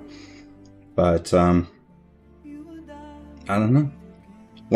The funny thing is when I quit drinking, I gained like 60 pounds because I replaced the drinking with like cupcakes and brownies and ice cream, and just for a year ate like crap. And it was during COVID. Yeah, it was 2020. I came out of rehab. I didn't go to rehab. They sent me to detox though. I was already detoxed, and then I checked myself out, and then I thought I needed to go to like a psych ward, but they don't. It's not like they just let you in. So you go to the hospital and they evaluate you, and they make a strong recommendation. Really, it's your choice, but they give you 4 or 5 options, and when they explain it to you, it's clear like what you need. It's like, oh, thank God. It's like I've been looking for help for so long, and it's like this guy sitting in front of me. It's like this wealth of information. So I got into just group therapy, and that's all I needed. So I was in group therapy for 3 weeks, and then I did another group therapy for like addiction for like 2 weeks, like it's like 6 months later, just to see where I was at. I was in rooms with like old ladies who about like abusing their scripts and stuff. I'm like, I'm in the wrong room. I'm not, I'm just it's weird. It's strange. And when I was in detox, I also knew that place. Holy, it's like going to jail. You know what they say about going to jail? You'll learn more about committing crimes, by going to jail. Well, I was in detox, and the people there are not there to get help. They're there, either someone put them there. They're there for the 50th time. They're there because it's cold and they need a place to sleep and eat. And once they get clean, they talk about how they're going to go shoot up again openly in the group. People talk about like selling like hundreds of thousands of dollars of hardcore drugs. Like you're in like they put you in AA, Alcoholics Anonymous, and NA, Narcotics Anonymous, and it's like, okay, now I have all this like information that you're providing someone who technically has a problem according to you, who should be here for help. You're giving me all the wrong information. I knew it was just a horrible, horrible environment. A lot of other people are having issues with some people. One guy was running his mouth this whole time. He just he was so, I couldn't deal with him, so I stayed far away from him. But, if you're in detox, think about like the people who are in detox. There's going to be people in there who aren't, you don't fuck with them. I have never seen a hallway fill up like a fight. All right. I'm outside. I'm in a hallway. There's a door that leads into like a community room, and it's just like, I forget if it was a double door or what.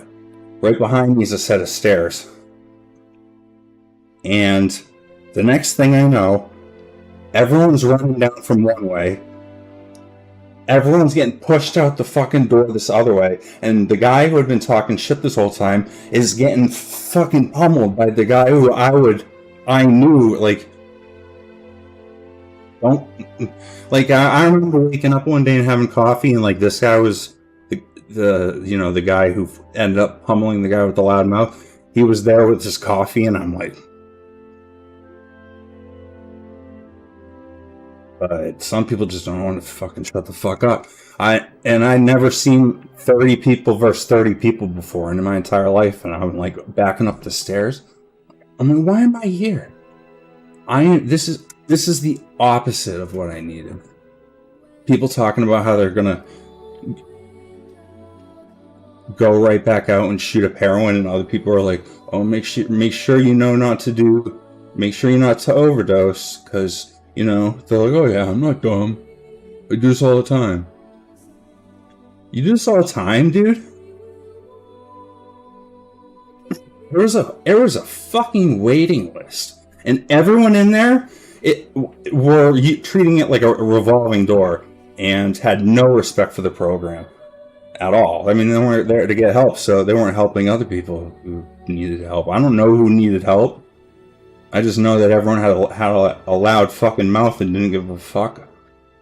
And one lady was like, yeah, it was like, get here, or I just kind of, my kids didn't want to, just making excuses. Bottom line is, it was like her 40th. She's there twice a year, and she's like 60. What are you doing? And she goes to detox, but she never went to the rehab, which is a 30-day program. It's like on another side of the building.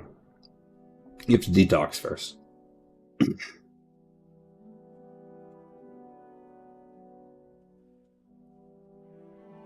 I think that's what strained me out. It was like, I'm lucky. In a way. I don't know. That's my story. And coming out of that, yeah, I just like started just working on keyboards. And the next thing I know, people are asking me to make stuff for them.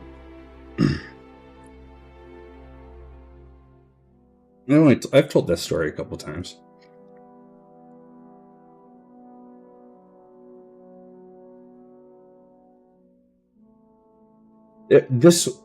Well, duh. So I went to a place that my insurance wouldn't cover. I went to like the nicest place, and it wasn't nice in any sense other than the food was good and the beds were comfortable, but you're still sharing a room with 2 or 3 people. It would if I stayed for the entire program, it would have cost me $30,000. It ended up costing me $9,000 for like the days I didn't even need to be there. So this is what happened. Like, so why did I end up in detox? Well, I was hit, like I said, I was an alcoholic. And but at that point I was just hard alcohol, and I wasn't. I'm not like I never. I'd self-destruct. You guys saw like what happened. Like, I blow up my Discord and stuff when I'm like when I was like having a relapse. Klonopin in a couple of years, so it's like that like ties in. This is sort of a similar addiction, they say, but I work with my psychologist or psychiatrist bi-weekly just to get me the hell off of it. It's like a anaconda that doesn't want to like let you go. Is that the right snake? It's the hardest drug to quit. I swear. I've done it once. You know, they put you on this and they don't tell you how addictive it is.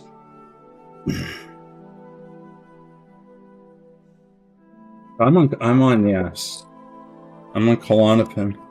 I was on Xanax for a while. Like that was what I was on.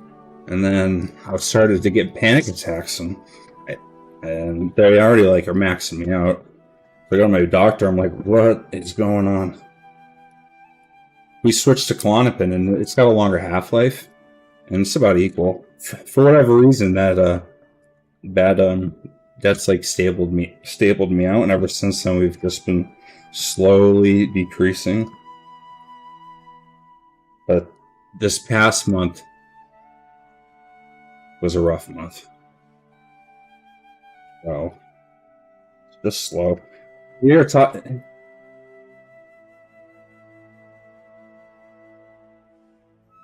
Addiction is in the back of my mind doing push-ups. I mean, I don't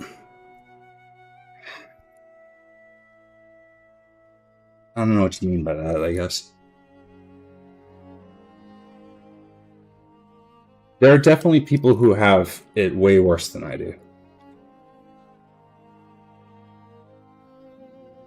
There's also a lot of people who, I don't know if they don't think that they feel like they are capable of overcoming their addiction, or they're just not willing to. I don't know. I'm not saying I'm just citing what I saw from experience. You know Joey Diaz, that guy from like New York who talks like he's smoked 100 cigarettes a day for the past 20 years? He talks about how he ended up on Xanax by accident because they were auto delivering them to him, he said, since 2012, and then he was getting like anxiety and started taking them, and then he ended up in the hospital. And well, if you don't have your benzodiazepine, that's like the hardest withdrawal. Someone told me once you can only die from an alcohol and benzodiazepine withdrawal, and I've heard that multiple times. It feels like it. It feels like it. Well, I don't know what like coming off of an opioid feels like, but I imagine that I don't think benzos get the respect that they deserve, because you should not be passing this stuff out. It's just not good. It's not good. You do not want to end up on a benzodiazepine. But yeah, Joey Diaz talks about how he ended up on it, and then he was in the hospital, and like the nurse realized, well, what have you been taking? And they realized, because he didn't know, he didn't know. That's how ignorant, that's how ignorant he was. He was getting 8 years worth of Xanax and just storing it, and didn't know the consequences of taking it. So he went to the hospital and didn't have it, and like his vital systems are all out of whack. So the doctors are trying to figure out what it was, and it was his withdrawal from the benzos. And this is on Joe Rogan's podcast. He talks about getting off of it. He got off of it in 6 months from 6 milligrams. That is hardcore. That's like I'm getting off of it. No ifs, ands, or buts. I'm sticking to the taper. That is so difficult. Because the taper that they give you is you're always in like perpetual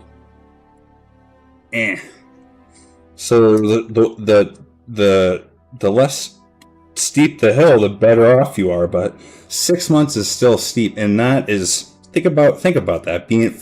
Feeling like, I don't know, being in withdrawal for 6 months.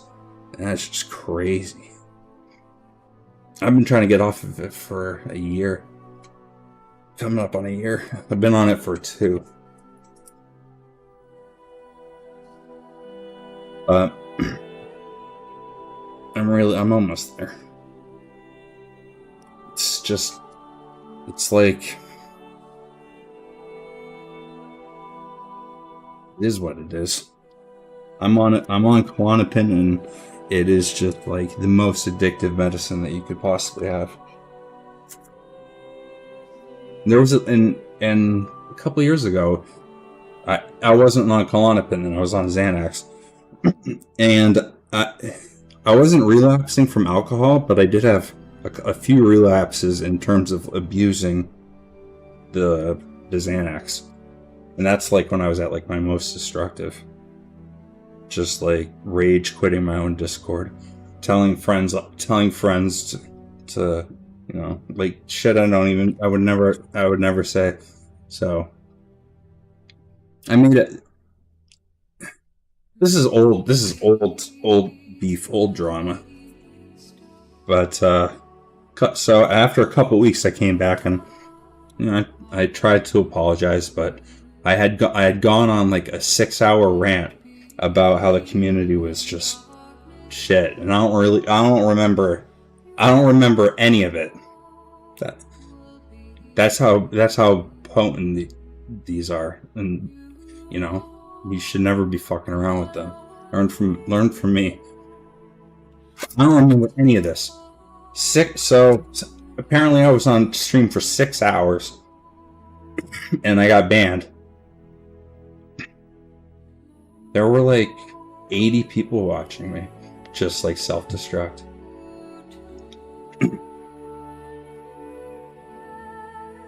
I can't believe I was on a 6-hour rant though, and I didn't.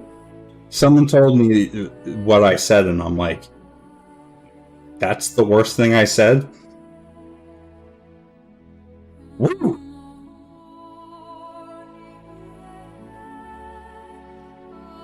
You wake up, someone tells you went on a 6-hour binge, and you're like, what did I do? Did I kill someone? No.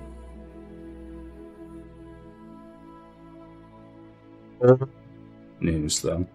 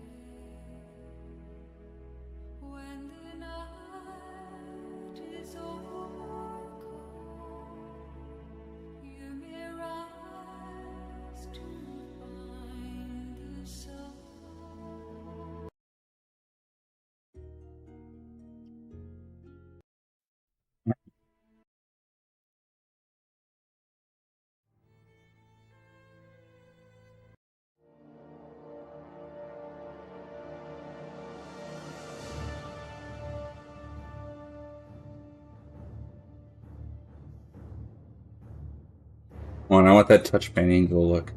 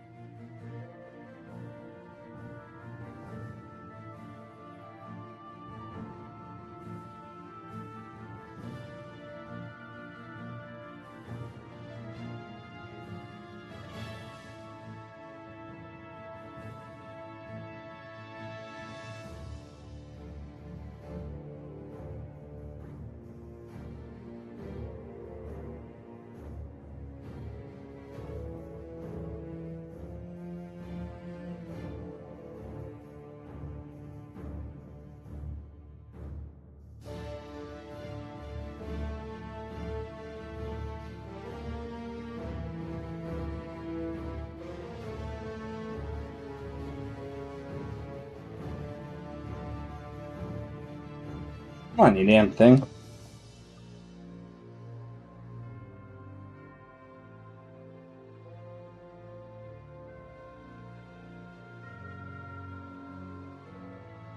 There. Oh, but it's still stuck. See? Let me fix this damn thing.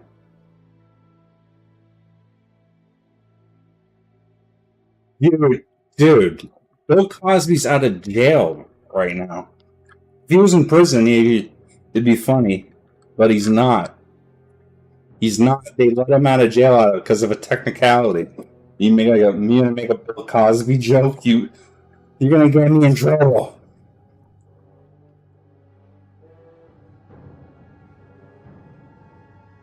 So what is going on with this thing here? Because it'll like snap out. Is there like a trick to it?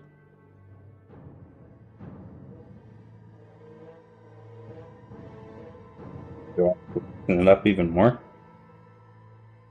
If I feel like I do, I'm gonna. Oh.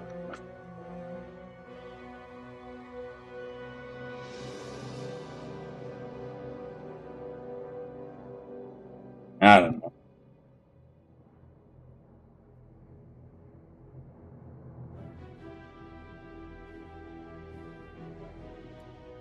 Really frustrating.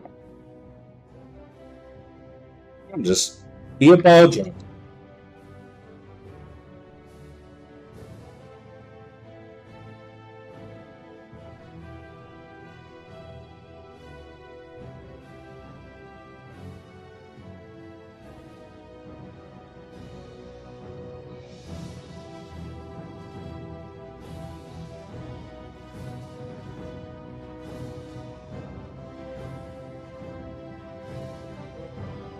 I don't know, every time I got it fixed, it was like held in place. I don't really.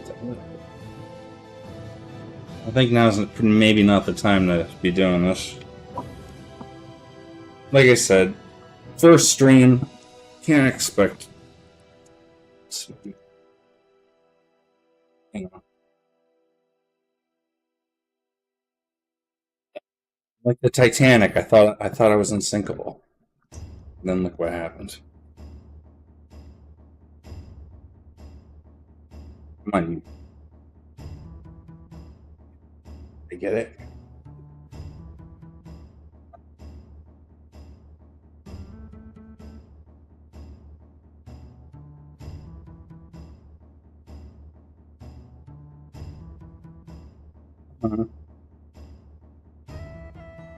Alright, let's tighten it up and like fucking snap this thing. There. Like, still locked. Alright, I'll figure this thing out one day. But at least I got it right. That's what I wanted.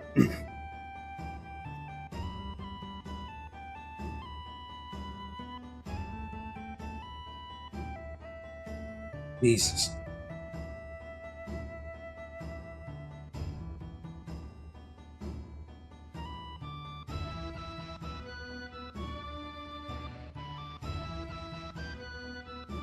Whatever. Oh, and now this one's locked up too.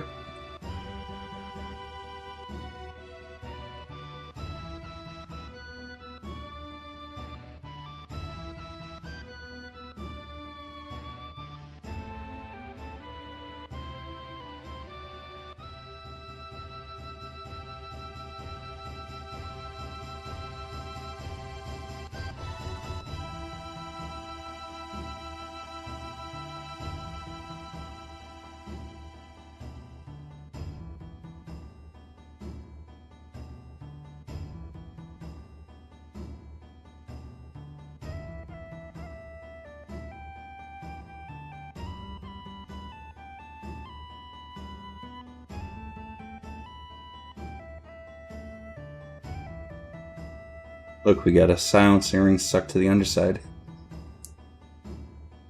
That's a rookie mistake right there.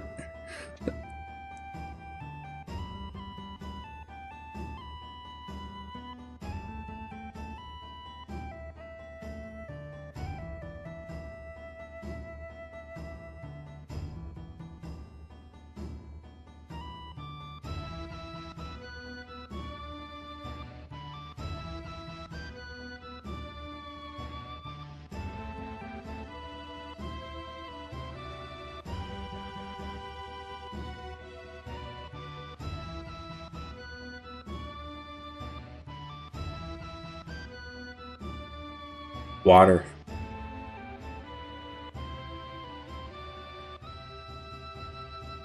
I don't know where I put it.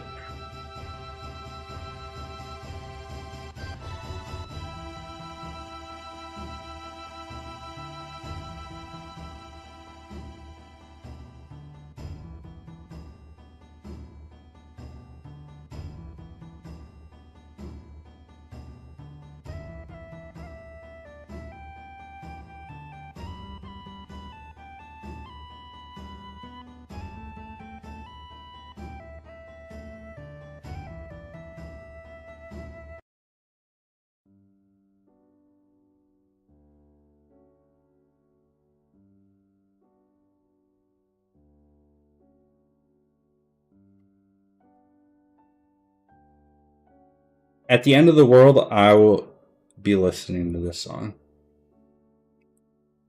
As the ship goes down, I'll be the captain.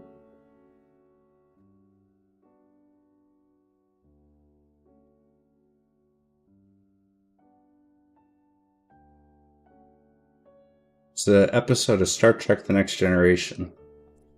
In season 1 of all seasons. The worst, most unmentionable season of Star Trek Next Gen. They encounter a being in a void, and they can't escape. It's like a black void, and it's like a face. Topre?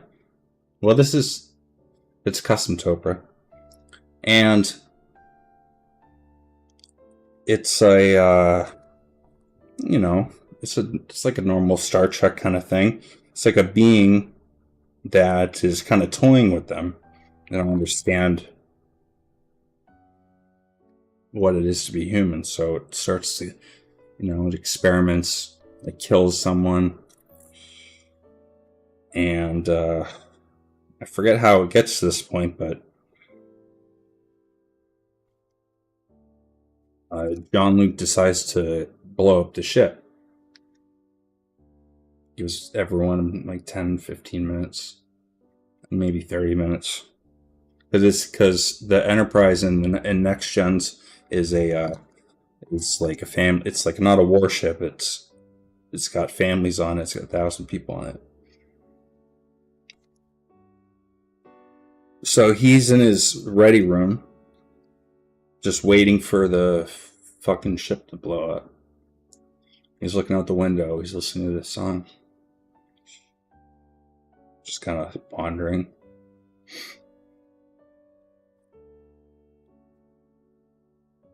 Then the scene's interrupted by the entity imitating Troy and Data and asking. Data comes in. The entity comes in and says, "What is death?" And then Troy's like, you shouldn't blow up the ship. Like, you shouldn't be acting this way. And then I don't know. It's a mediocre thing. It's a mediocre, like Star Trek Season 1, like I said, unmentionable, mostly.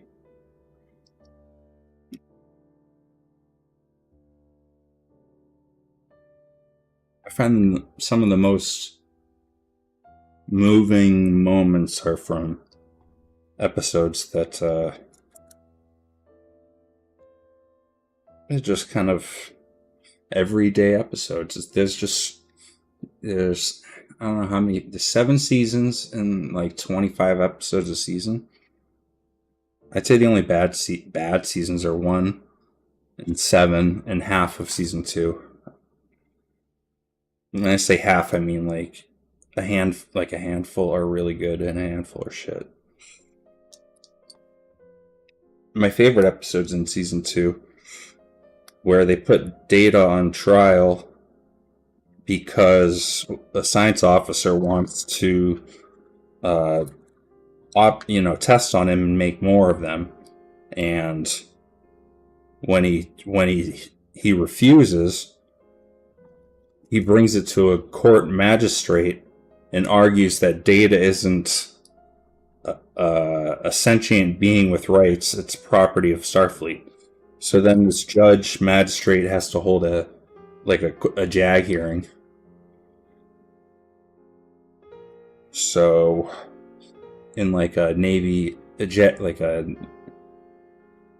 a show called Jag in the 90s. It's basically Navy court. And so that's what's going on. You know, they're way out in space. So the people who are the prosecutors and the defendants are the captain and the first officer of the ship. So Will Riker has to the judge is like, you have to prosecute Data that he's not a human, and if you don't do everything in your power to prove that, and I get a one whiff that you're not doing it, I'm going to rule right then and there that he's property. He's a toaster, she says. So it puts Will Riker in like a really hard spot because he doesn't think Data's a toaster. And he comes up with some really damning arguments.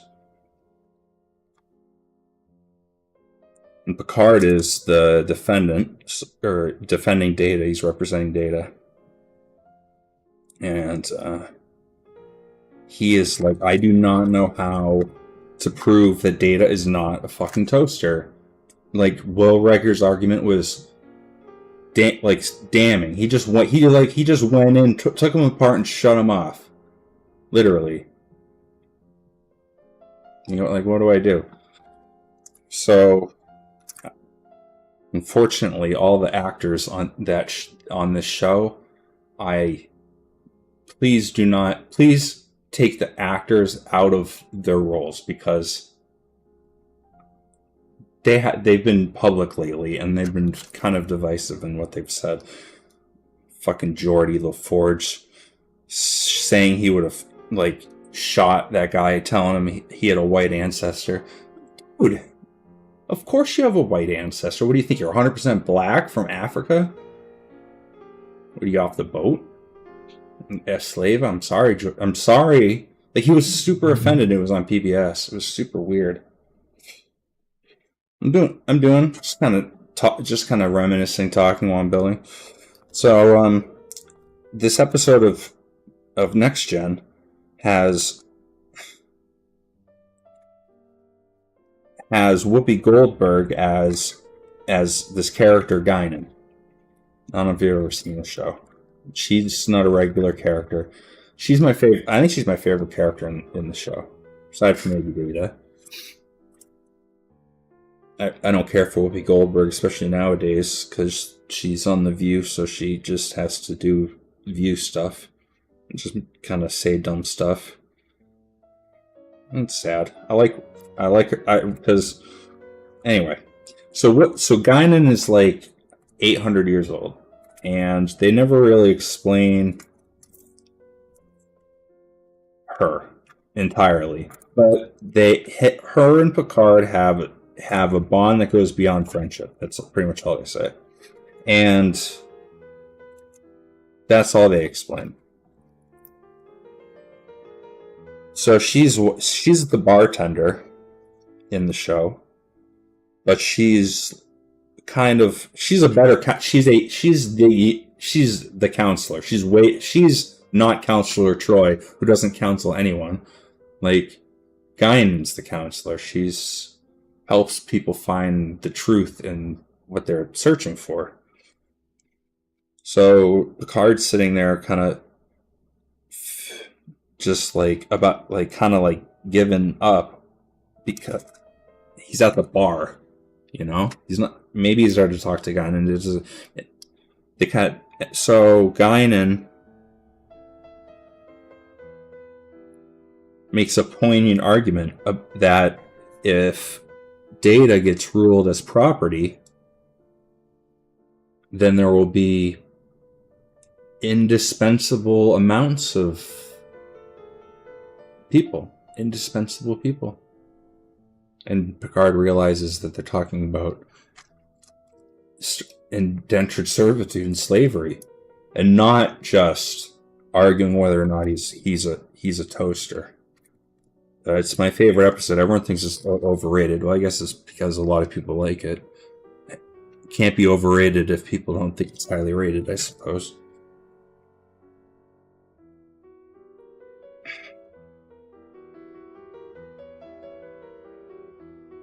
So then the judge is forced to... She doesn't know. But she sees the point. And then, of course, Star Trek Picard comes out in like 2020. And what do? They make android slaves. I'm like, I'm not watching this Garbagio. This isn't Star Trek. Anyway.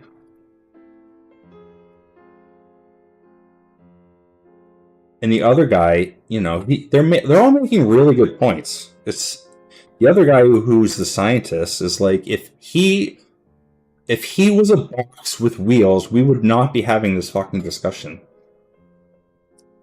Like, yeah. And he's like, what if the Enterprise's computer, what if the ship's computer decides to obey an order? How about that? What about that? Is that not property? And the judge is like, oh fuck.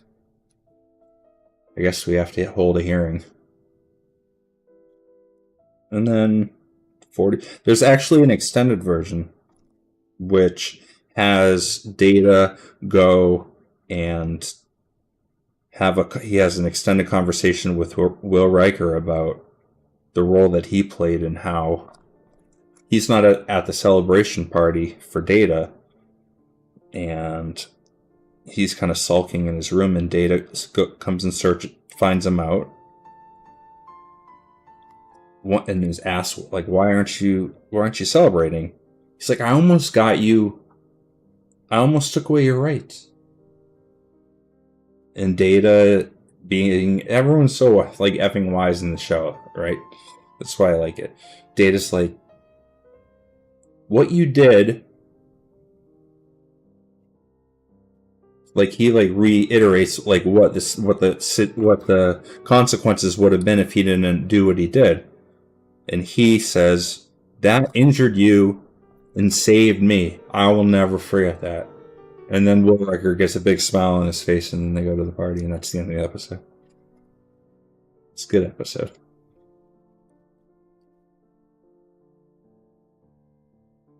There's also a scene where Data thinks, before they try to tell him he's property, where he's made up his mind to resign so that he doesn't have to submit to this experiment. And he's going through his room and he's packing away like memorabilia and stuff. And comes up later. It's like, why did you pack these things, Data? It's like, I don't know. They just mean something to me.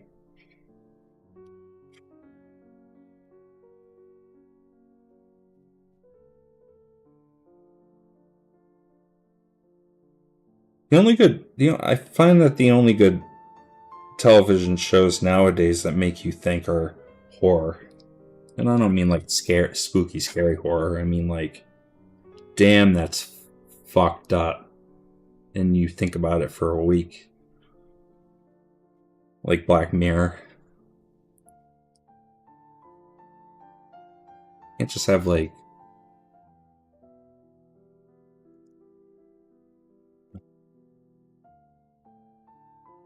thought-provoking television anymore.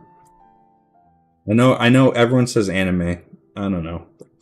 The only anime I ever watched was Pokemon and Dragon Ball Z and Sailor Moon.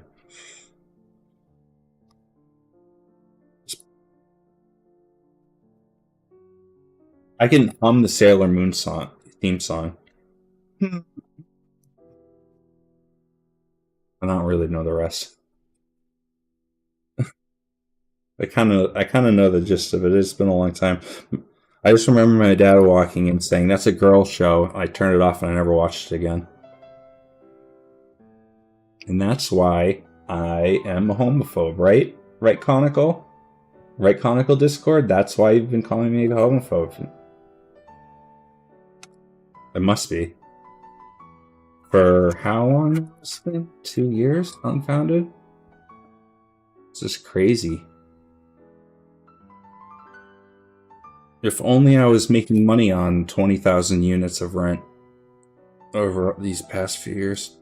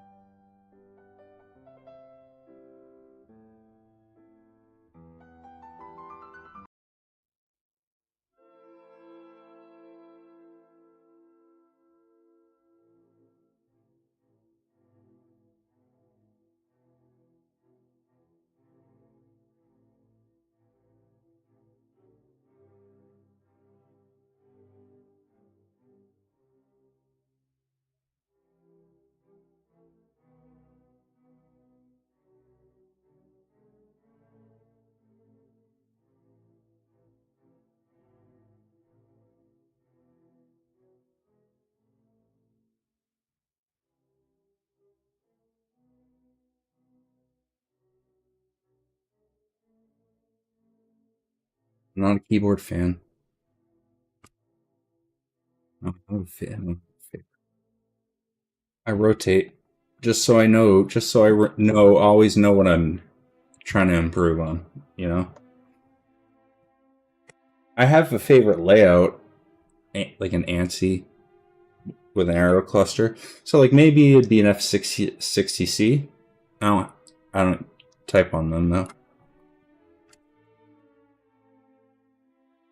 Most people say happy acting keyboard. I just could never commit to the layout. And every time I switch, it takes a couple days to get my brain accustomed to where the backspace is. A long time ago, I used to type on JIS exclusively, and I used these as enter and backspace with my thumbs when I was doing home row.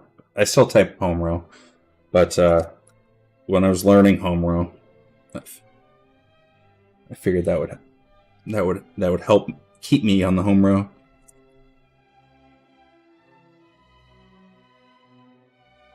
But I don't like the 1U backspace at all.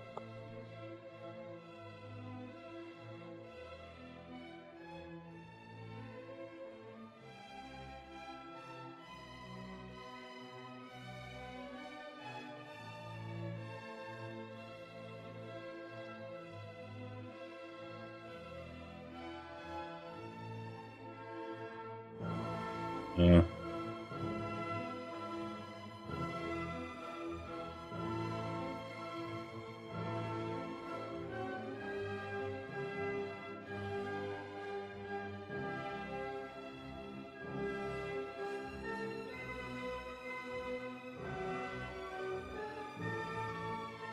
My Unreal Force PCB supports, like an 88U, big enter 2U backspace. You can even change it up with it and get two big shift keys too. But it's dependent on the plate. I don't have a universal plate. If you need you'd have to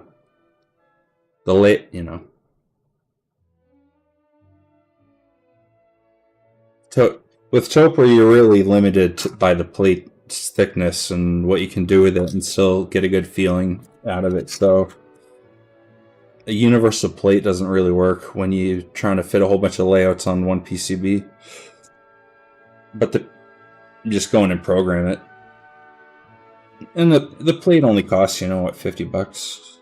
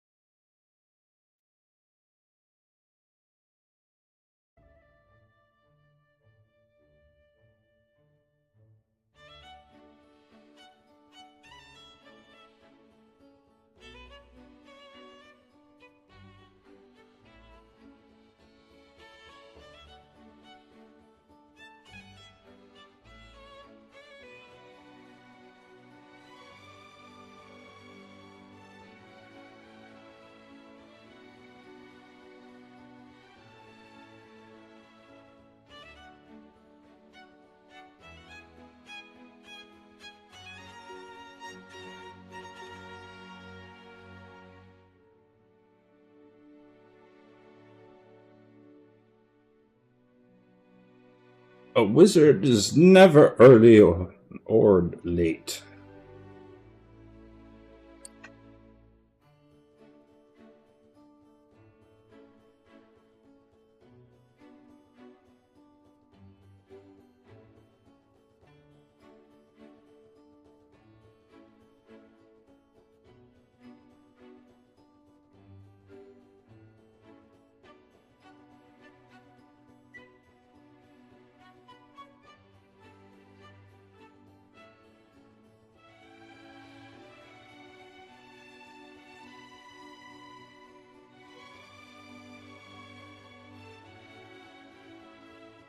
Yeah, everyone just trying to get the parts together to put this Unreal Force together.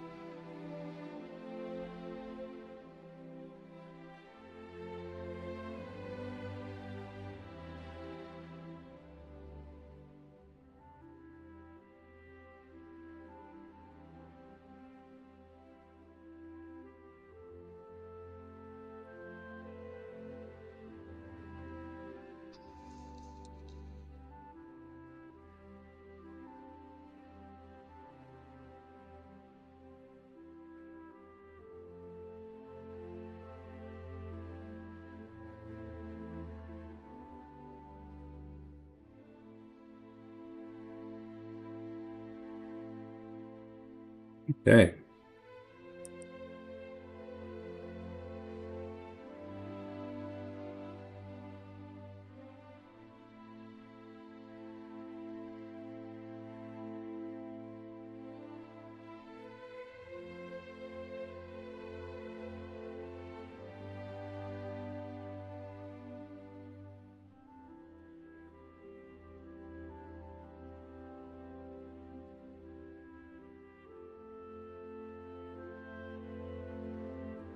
Returns? Only one guy. Alright, so this is what happened. Jace bought one that I had on hand. It wasn't part of the group buy. And he was skeptical and wanted to see us first before he placed an order. So then he got his, and he placed another order. And in between them, I insulted Norbauer, who is the person who him have, you know, a very close relationship. Like an intimate one, I believe. So I didn't know that at the time. So he burned them, the one that I gave him, burned them, took pictures and video and just posted it for everyone to see, and everyone was just cheering him on, like a bunch of lunatics. And then he told me to keep the $1,800 for my mental health. Brother, If you want to help afford my mental health, you need to give me way more than $1,800 because that shit don't even cover 1 year of fucking therapy. It didn't even cover 2 days at rehab. You fucking clown.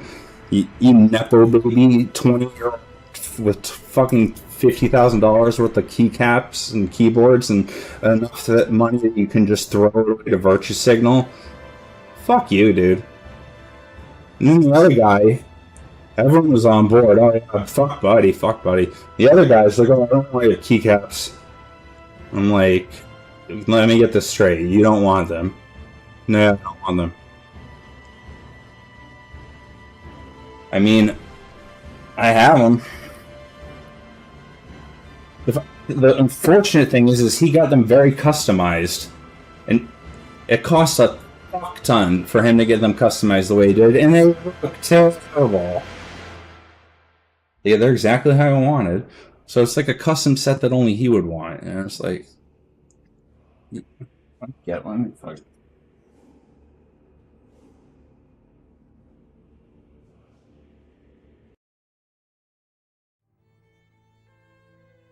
Yeah, all the ones that he modified, each gold modifier cost him $144. Cost me $144.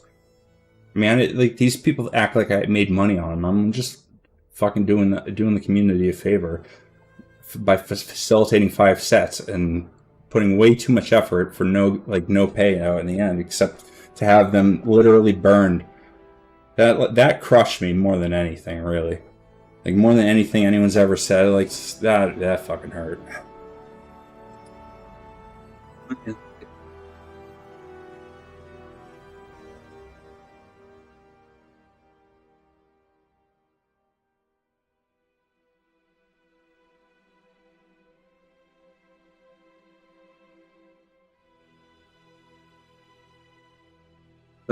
So this is a different person's. I bought this off of him.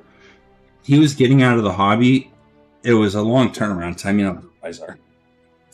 And he said to me, if you can find someone to buy this High Pro, this is all Topre High Pro Urushi. The entire HHKB is Urushi. He said, if you can find someone who will pay $2,000 for that, you can keep $1,000 and give me $1,000 and just call it even. I'm like, wait a minute. If I give you $1,000, I can have that keyboard? He said, yeah. It's done. So that's why I have this. These are the 22. The guy kept fighting over numbers because I quoted the price that she would have charged me if they had done them now, because she doesn't want to do them again. So she's giving me the no, I don't want to do them price, which it actually isn't that unreasonable. I actually thought she was going to come back and say, I don't ever want to do this again. All right, this is the set that this guy didn't want, that he customized. It's Happy Acting keyboard, all black, but he wanted gold on the modifiers.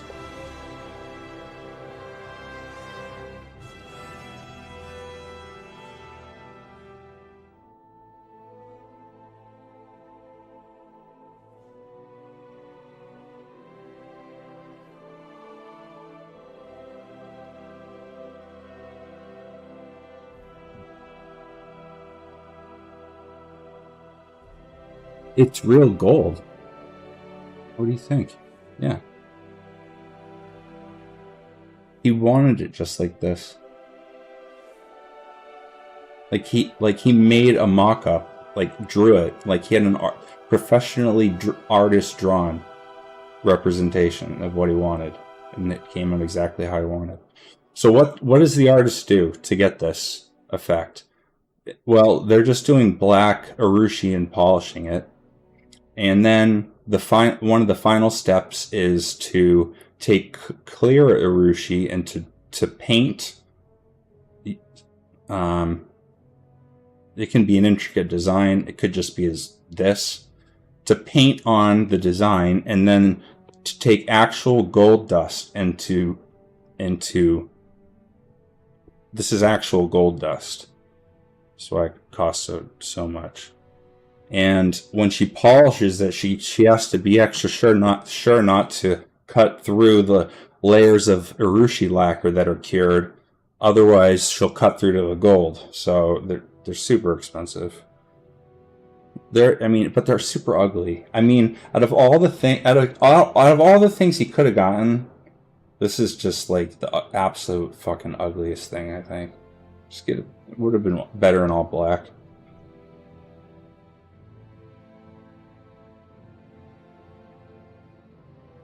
So, it's like so niche. Yeah, exactly. Like, Jinx, you owe me a Coke.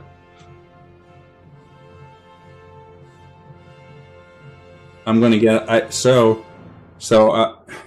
I'm actually behind financially, and I'm finally caught up to the point where I can order a set that this guy's been wanting, and along the way I'm gonna get black replacement keys. The black replacement keys are only like $20.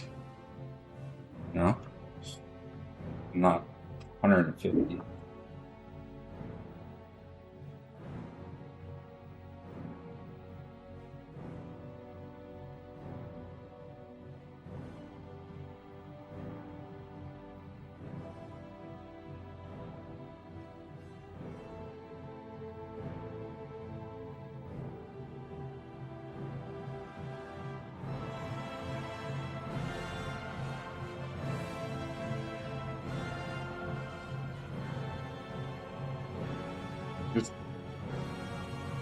Here's the book I made for it.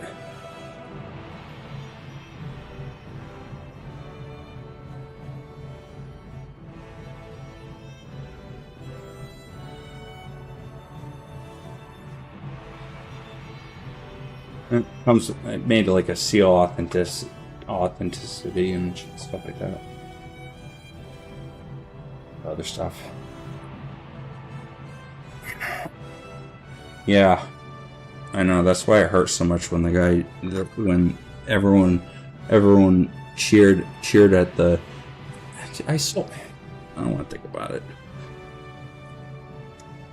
I sold it to him at like, you're a part of the community. I'm not gonna rip you off price. And this guy took it and burned it because he's a fucking nepo baby and can afford to virtue signal $3,600. Wild. I didn't even have a fucking. My opinion was this: don't talk about sex in the community. And everyone lost their collective minds, like it's a God-given right for them to fucking talk to anyone about anything. Especially, the whole point was don't talk about sex in the community because of kids. But I could have just left it as, don't talk about sex in the fucking community. It's keyboards. What are you doing? Oh my god. I stirred up the whole fucking hornet's nest. I got banned from every Discord, every fucking group. It's like, these people are sick.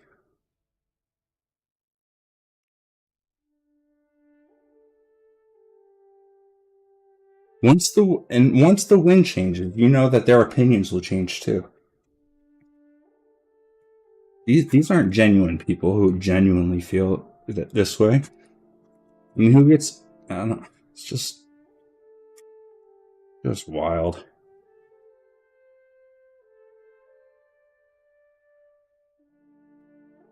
He only did it because he got clout. I mean, he got more clout in my Discord for destroying my keycap sets than I've ever got for anything in my Discord.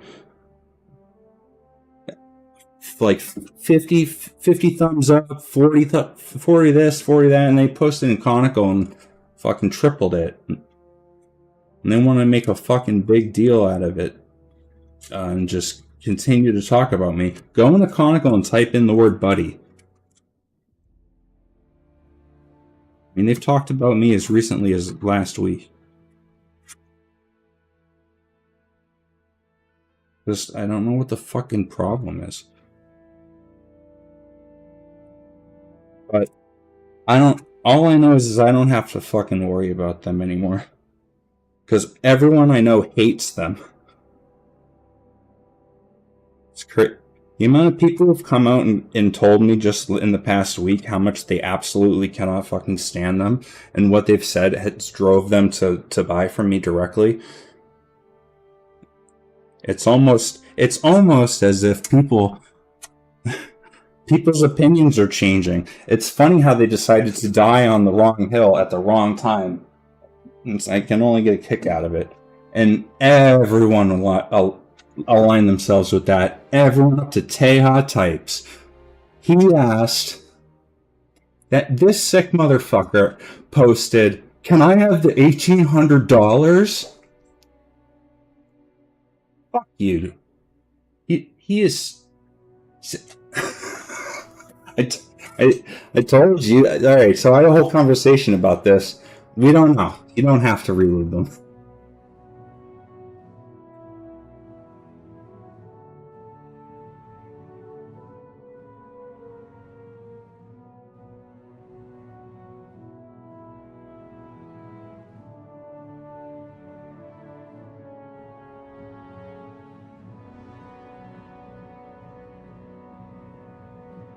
I'm here to build keyboards, chew bubblegum, and kick ass. You're all lucky I've got a keyboard to build. Talking to you, you know what I'm talking to. Not you guys.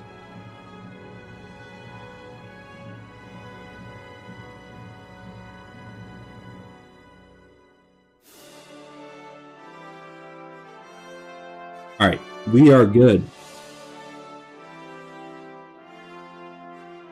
Goodness.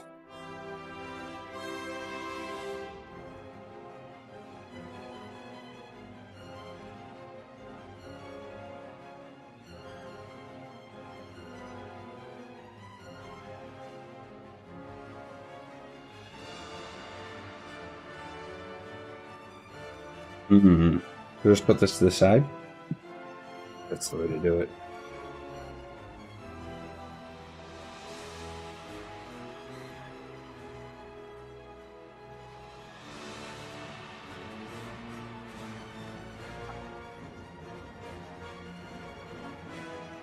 I'm gonna take a minute to find my bottle of water.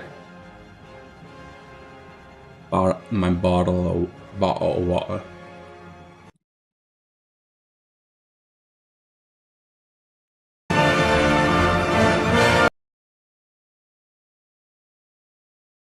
Actually, you know what? We could all quit. One of us wins and shares it with everyone else. But what if I decide I want to eat it all? Get real, Shay. You can't eat it all. I can try. 7 days now. Fine. We'll all quit together, all right? At the count of 7. How many fingers would that be, Meatwad? Well, let's see now. 5 plus 2? Maybe. Show me. Prove your theory. I think. Wait a minute. You trying to get inside my head? That ain't happening. I'm freezing you out, Jack. See, check this out. No, me. La la la la la la la la.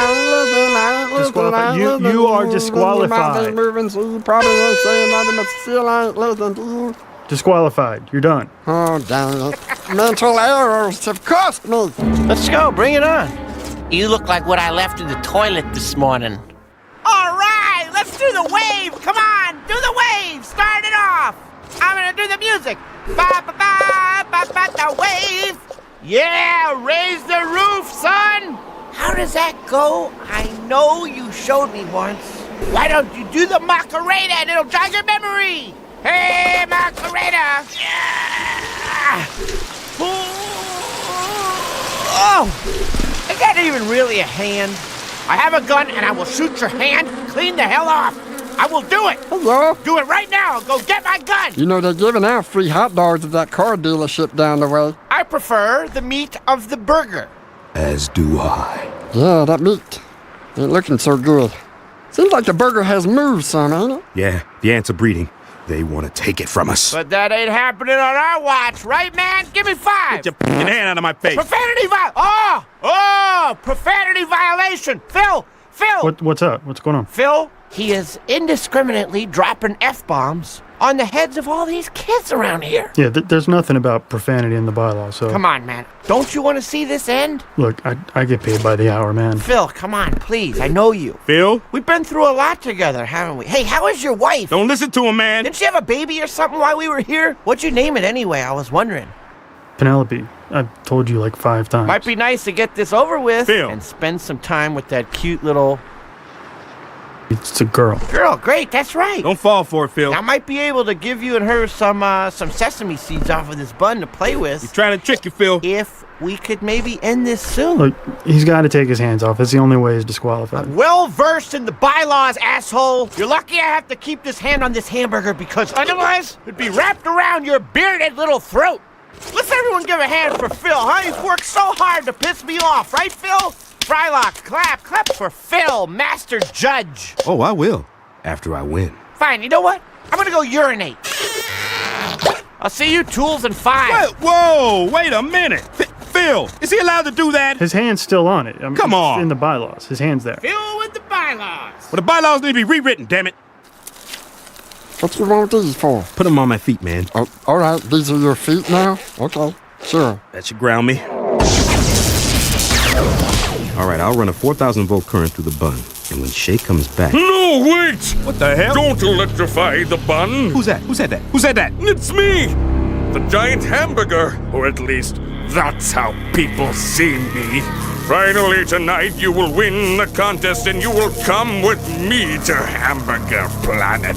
Now, where have I heard that voice before? Finally tonight I will have enough dicks to complete the dick ship and return to Dick Planet. Complete the tooth ship and return to my enameled condo on Tooth Planet.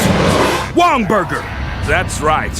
It is I, Dr. Wongburger. It took me years of therapy to come to terms with my true identity. My parents couldn't accept it. My son isn't a cheeseburger, they cried. Your son is a cheeseburger, I cried back. Look, I don't need to know the whole story, okay? Shh, he's coming. I'm counting on you to win. I like spending time with you more. You and me, we'll go to Hamburger Planet, listen to some tunes, get weird. What the hell is wrong with you, man? Hey! Don't look down in the mouth. I know what'll cheer you up. It's a dance party. Macarena! Whoops! Here I go, scratching my nose with both hands. Phil! Yep, that's it. I saw that.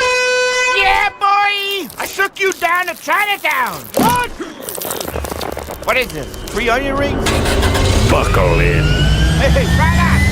Free shipping! No, Jake, Hamburger Walk 5. Slow down!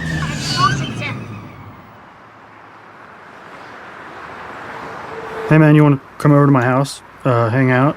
Yeah, check out my new bass. I played with a band called Zen Pusher Gas. Yeah, I remember. Look, don't take this personally, Phil, but I have no interest whatsoever in what you're saying to me. Right on, man. I understand. Right off. Let's eat Meatwad. All right, I'll shave him and prep him and cut him, and you debone him and cook him. No, Meatwad. The free hot dog thing, right? At the dealership? Oh, yeah, of course. I knew that's what you were saying.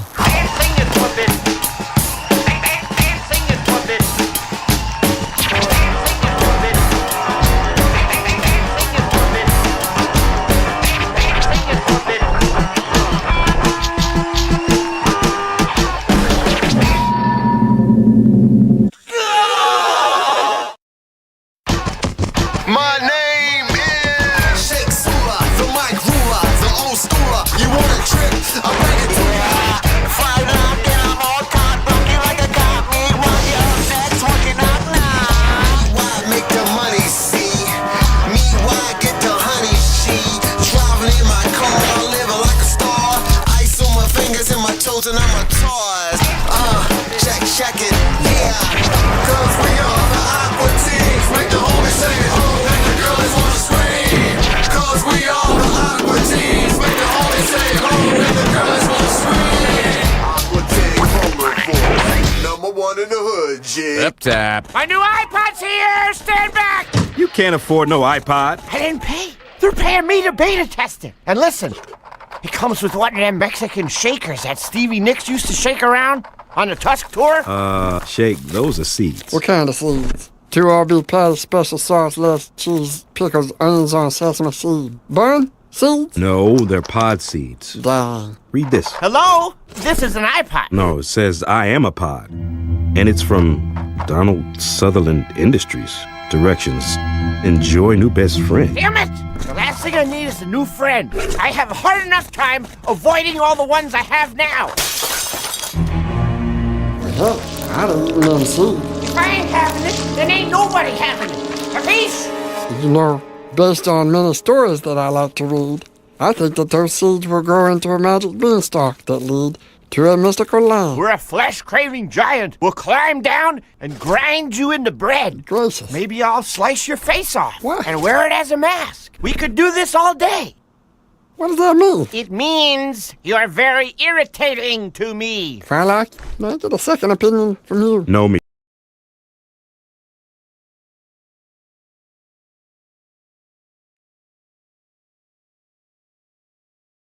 So.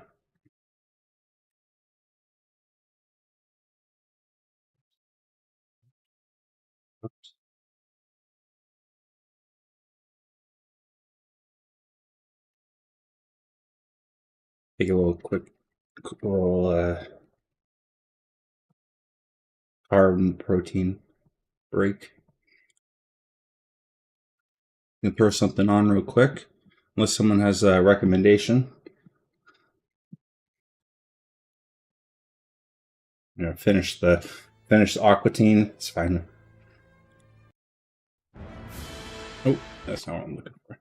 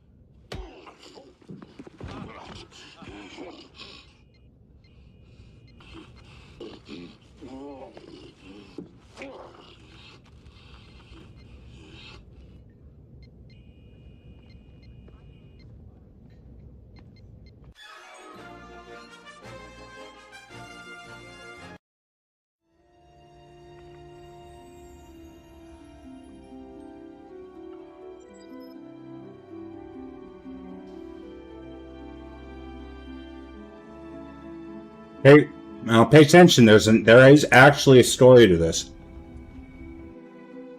Just takes a little while to get going.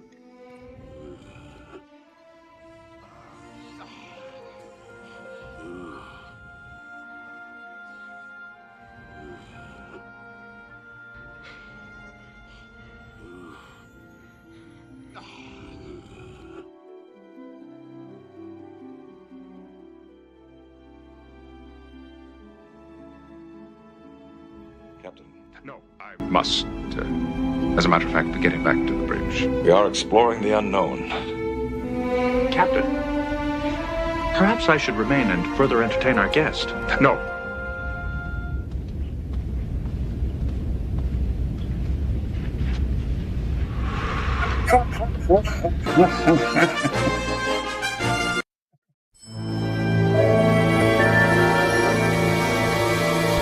And I made 4 attempts to induce sexual desire by subjecting myself to erotic stimuli. What happened? When I think back on the incident, I realized that I was experiencing... I felt something. If you had to give this feeling a name, what would you call it? I believe it was pleasure.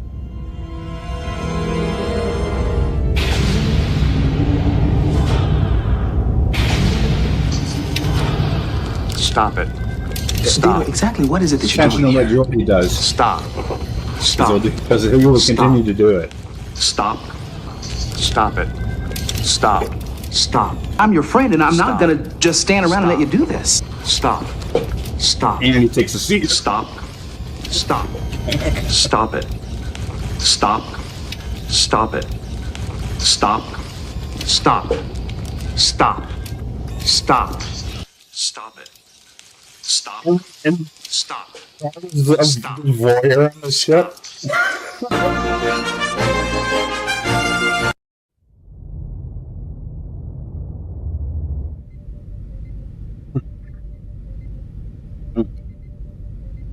The name of this episode is important. It's uneventful day. Sir, they're firing on the planet again. Sir?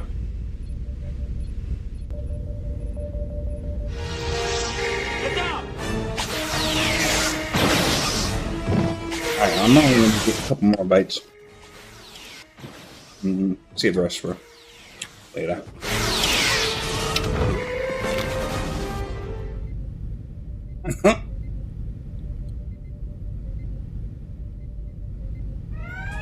There. Good job, Wesley.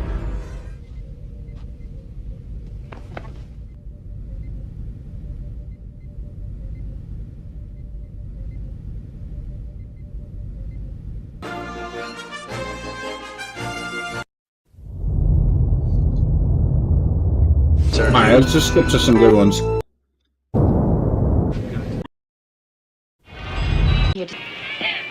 I'm here. Alright. Data, what are you doing? We were supposed to meet at... I have created 23 individual illustrations in the past 6 hours, 27 minutes. I believe you could say I have been inspired. I'll say. It is an attempt at pure creativity, and this is my attempt. Very impressive. Indeed. Fine work. Keep notes. This project may turn out to be of interest to scholars in the future. I thought it might be significant, sir.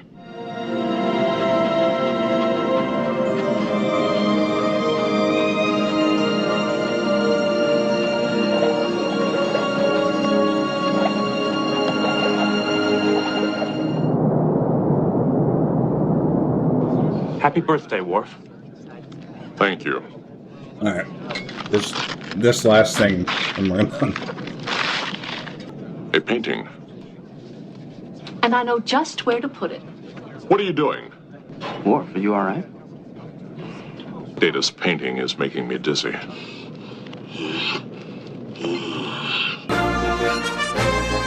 That's enough Star Trek for one day. Okay, sorry. Alright. Let's go back to work.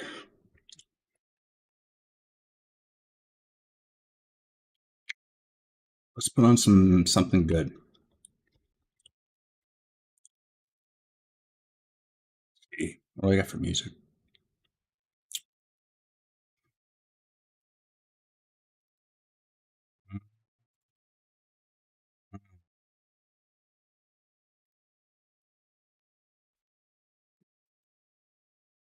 Gonna have to stream.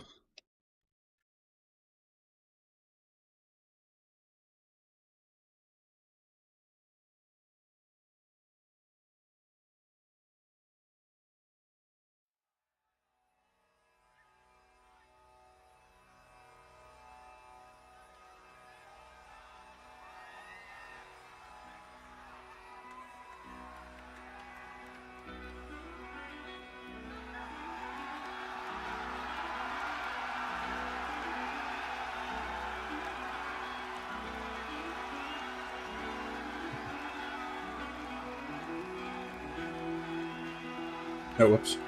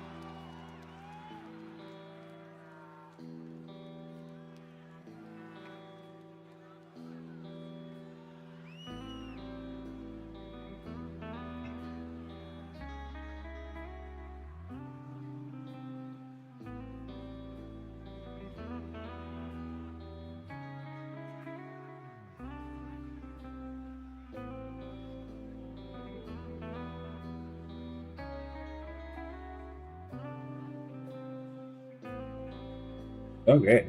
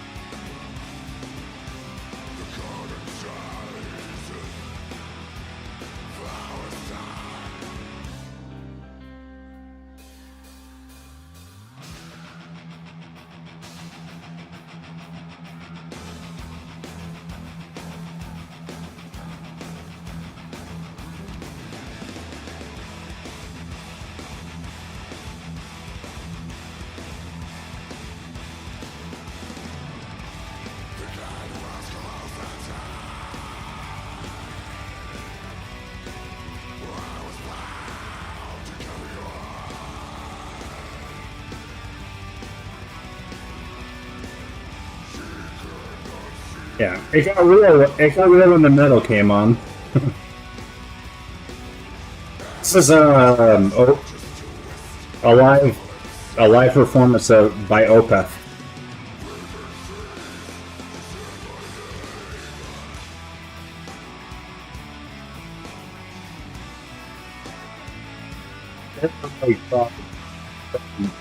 Death metal.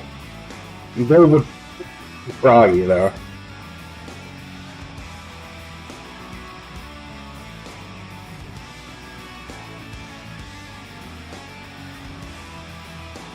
Come on.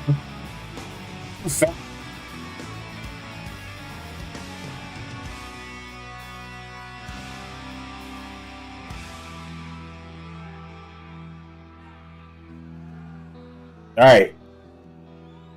If I in the world depends on. I know what's going on here. I don't need no buttons. That's what the problem is.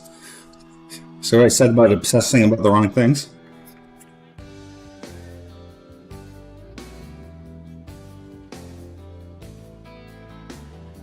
Alright, I'm bringing up my lens cleaning kit to make sure there's no dust on this so I don't scratch it.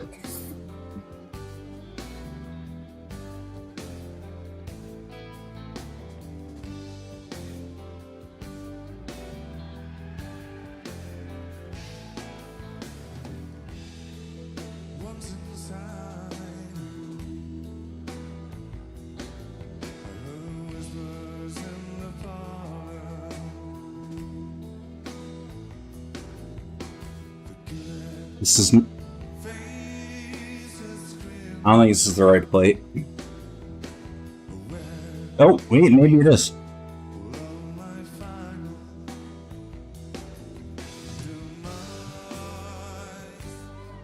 I don't know. I didn't really. Oh yeah, we made slight millimeter changes to the production running. You wanted it fast, so you got the pre-production one. So the plates are practically identical. Let's see if this one fits in there differently. This is the one that was supposed to go in there. No, it's the same. What about this one? This one's different, I can tell.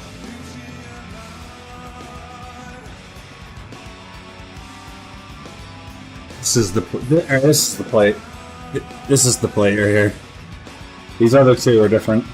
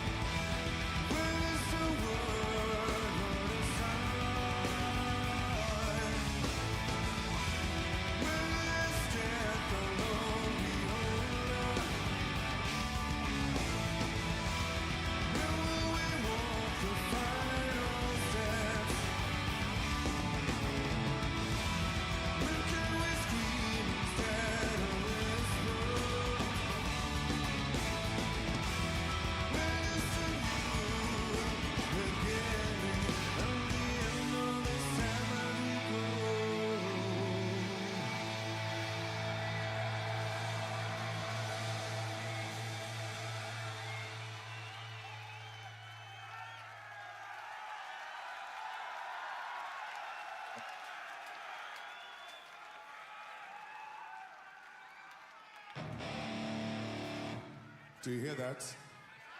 That is the sound of a tuned down guitar. We're gonna play a song from our latest, whatever it is, record. It's called Ghost Reveries. Please enjoy this one. This one is called Ghost Perdition. Meters. This is the one that is designed for that shell, and we took like a millimeter off here, a millimeter off there. So the other one, it looks like it fits, but there's actually like a millimeter wiggle room. This one doesn't. That's all.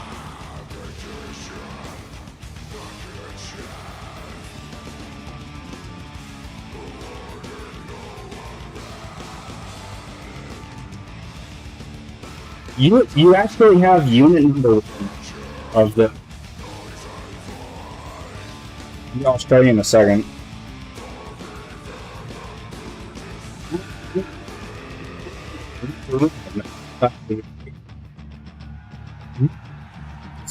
This is like the fifth or sixth iteration. This is the first production unit, and let me show you. You got a special laser and everything.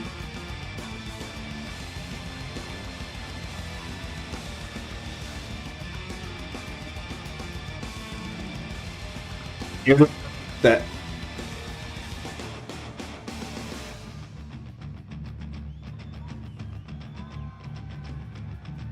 The mic?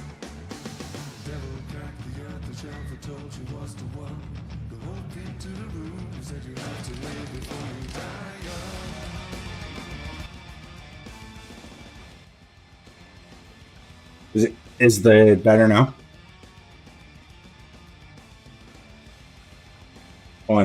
what it is.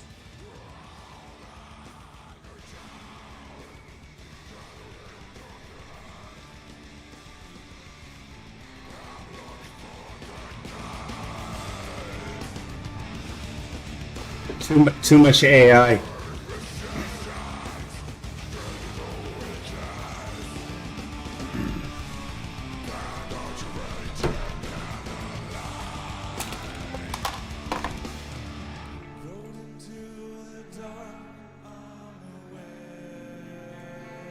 Hey, Gorkeys.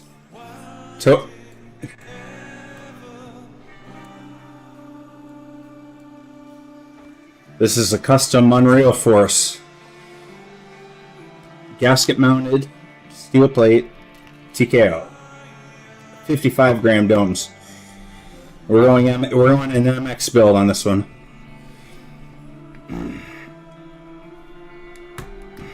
Just happens that the correct plate already had some slide. You know what? Why am I taking out the housings? That's dumb. I just need to take out the sliders.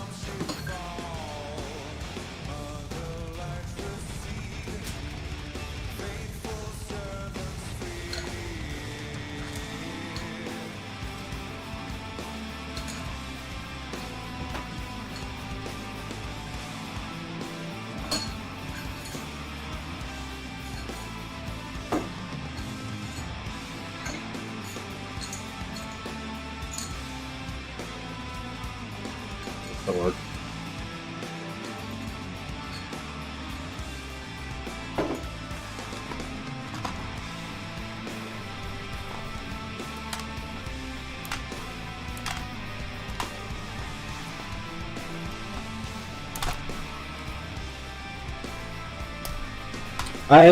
So I don't know what's up with the Nightbot. I'm sorry about that. What we have... Let me turn it down so I can concentrate. I'm going way too hard on the metal.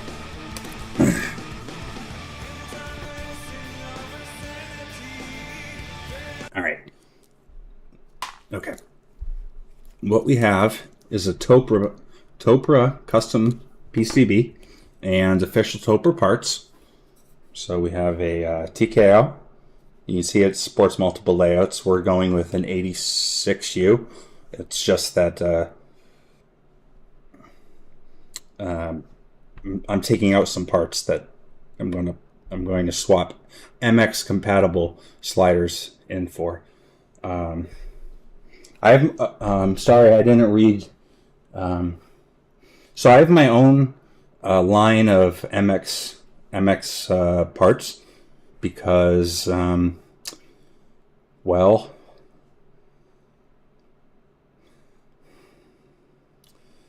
Because honestly, the best ones out there are Nova Touches, and they're like $300 if you can find one.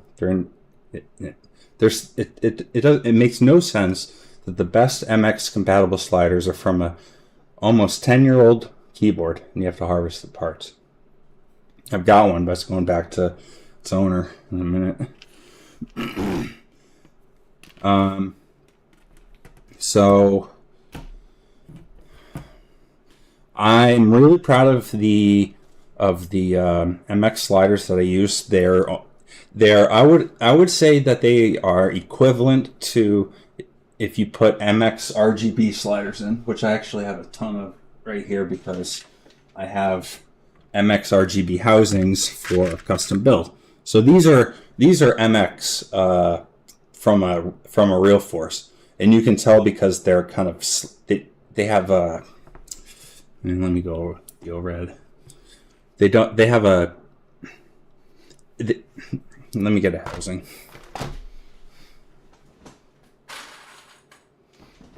The housings fit an LED, so they do it in the most crude way. They cut off one of the supporting clips. So as you can see, it's got 1, 2, 3 sides that clip in, but a fourth side that's just completely flush is where the LED is. And that's why if you buy an RGB or a GX1 and you type on it and you've typed on a real force before and you go, why is this so bad? It's because of these housings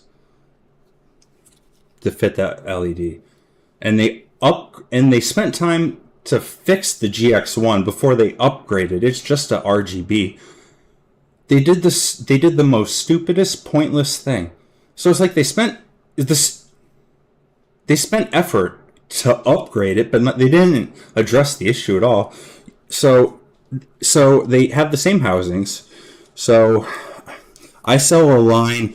Okay, all of my silencing rings they come RGB compatible. Now they have this little slice. You see that? See how it's flat? That's because a regular silencing ring won't fit. That flat edge needs to be up against. It's actually right here. It's hard to tell, but there's a big clear plastic chunk here. I'll put everything together. So you cannot put a regular Topre slider in there without modifying it. It won't fit. I mean, it'll fit, but the skirt, if you will, gets in the way. You have to drill it down. So the purple ones do better than the black ones. I have a black one somewhere.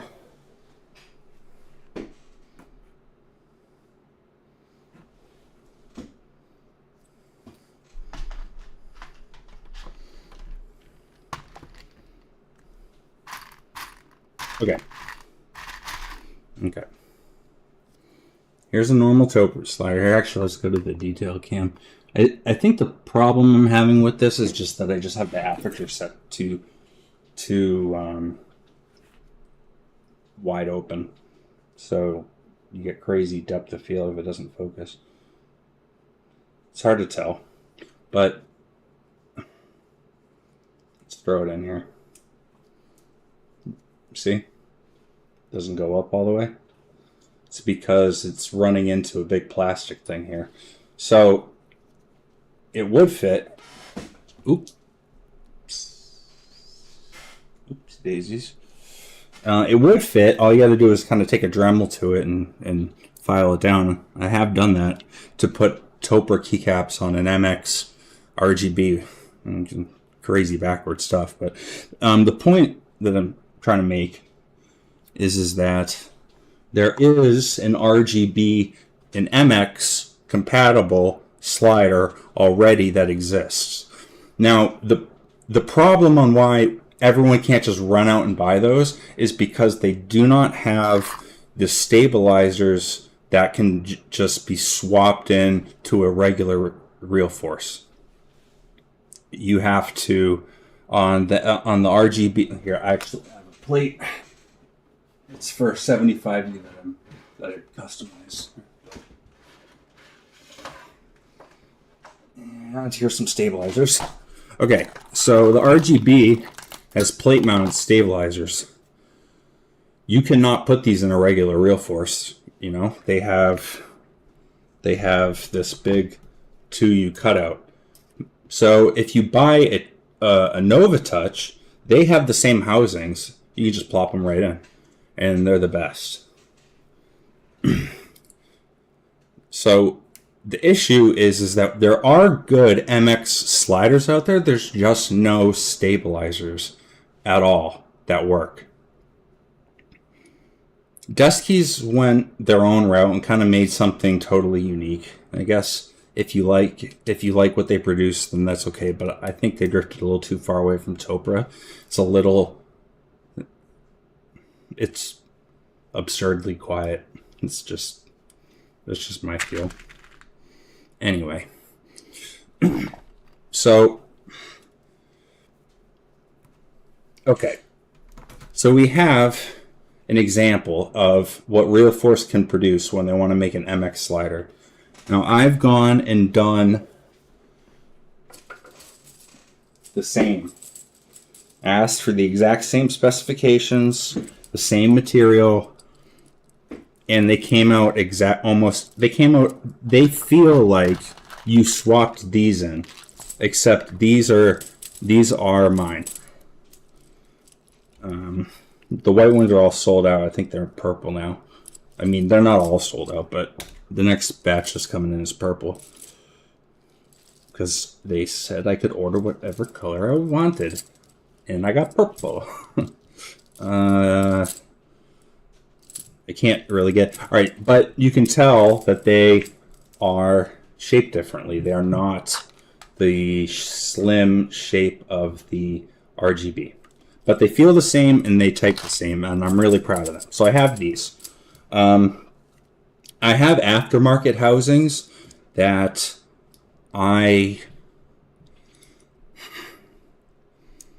they're okay. I'm still harvesting OEM housings for now while we get the housings to be exactly the same. I mean, they're the same material, but they must be like slightly not quite the right dimensions. But when you're talking about we'll just have to make a new mold. It's okay. So we're going to use official OEM housings. We're going to use my aftermarket MX sliders, and the same guys who did the housings for me did stabilizers. The MX stabilizer bar for the space bars, good. I mean, it's really easy. There's really nothing to complain about. The other ones, though,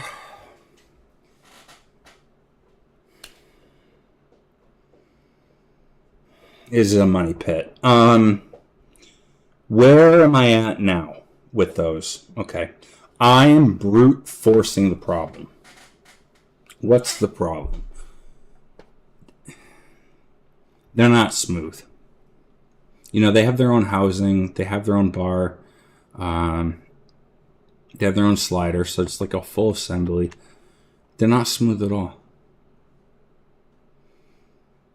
Second problem. If you say this is when you get it from them, and you get a bulk order, you make a mold and you get a bulk order. It's just the mold costs infinitely more. So imagine this slider not going down when I release it. That's exactly what happened. Well, that's what was happening across all of them, even after I was brute forcing the problem. Now, how do you brute force the problem of them not being smooth? I outsourced to a company to create a rig that will actuate. This is a cartridge. I have ones for the.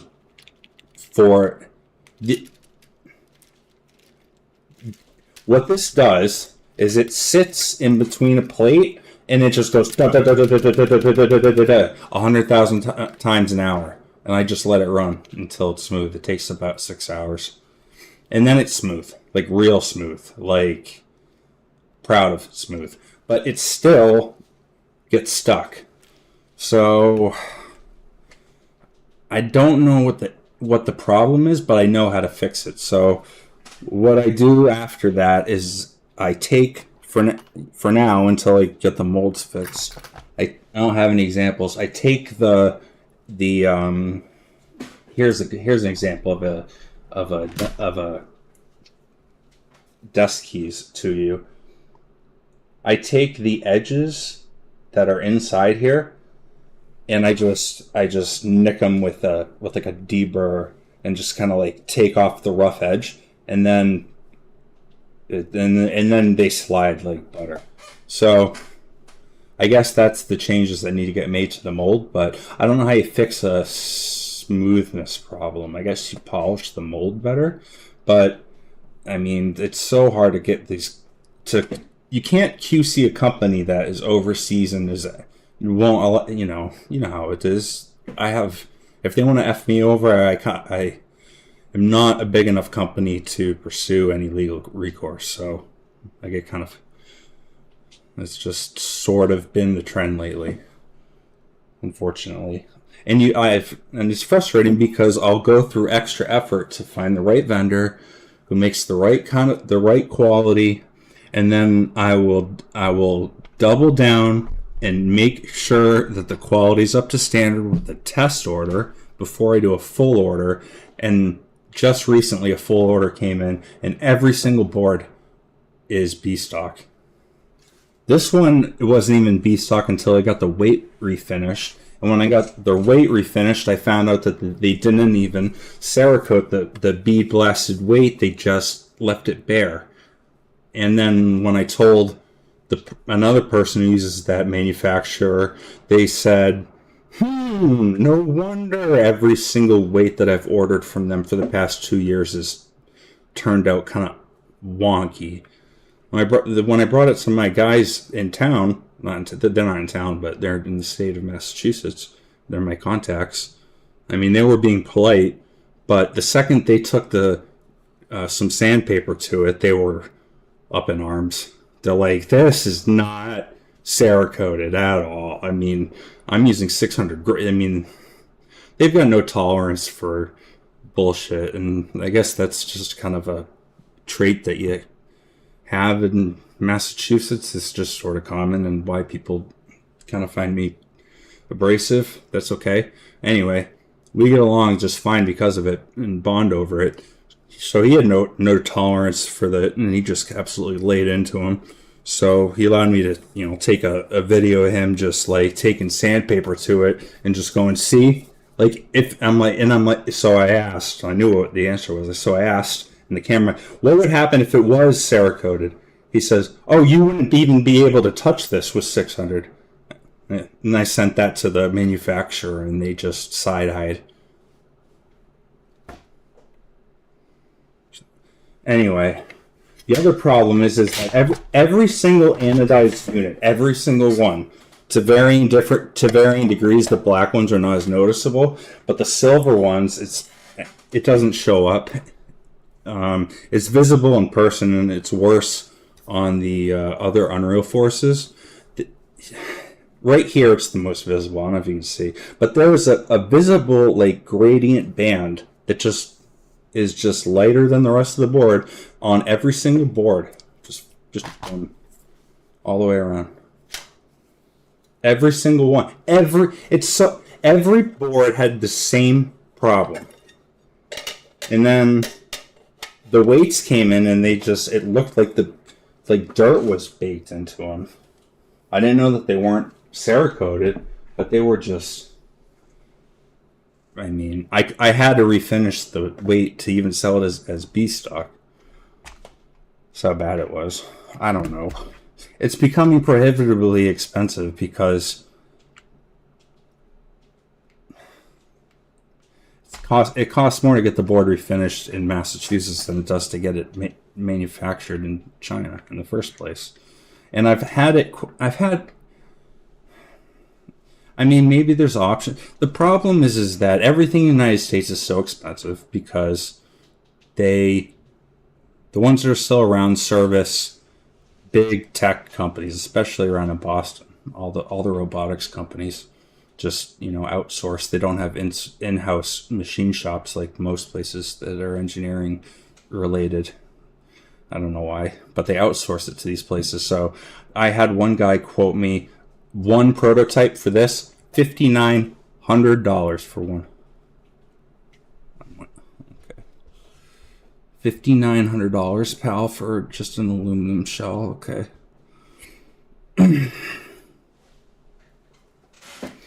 So it's like, okay, so I don't want to deal with China. What are my other options? Well, I've dealt with Pakistan. Pakistan is so weird, okay? First of all, they operate in Pakistan, and they pretend they're in the United States, and they will never break character, ever. And they all have the stupid American names. When I'm talking to some guy who's got, I know, I'm not an idiot. I'm getting the fucking boxes from Pakistan. I know you're in Pakistan. I'm like, what's your real name, man? He's like, and he just sits there in silence, and he says, Steve. I said, okay, Steve. Whatever. As long as you sell me the box. That's the person who sold that. If you saw the Arushi box, that's where they got the boxes from. But if you go back to them, that whole company's gone. So it's like, I don't have access to the machine shop or anything. So it's like India, I don't know. I don't know how to access India.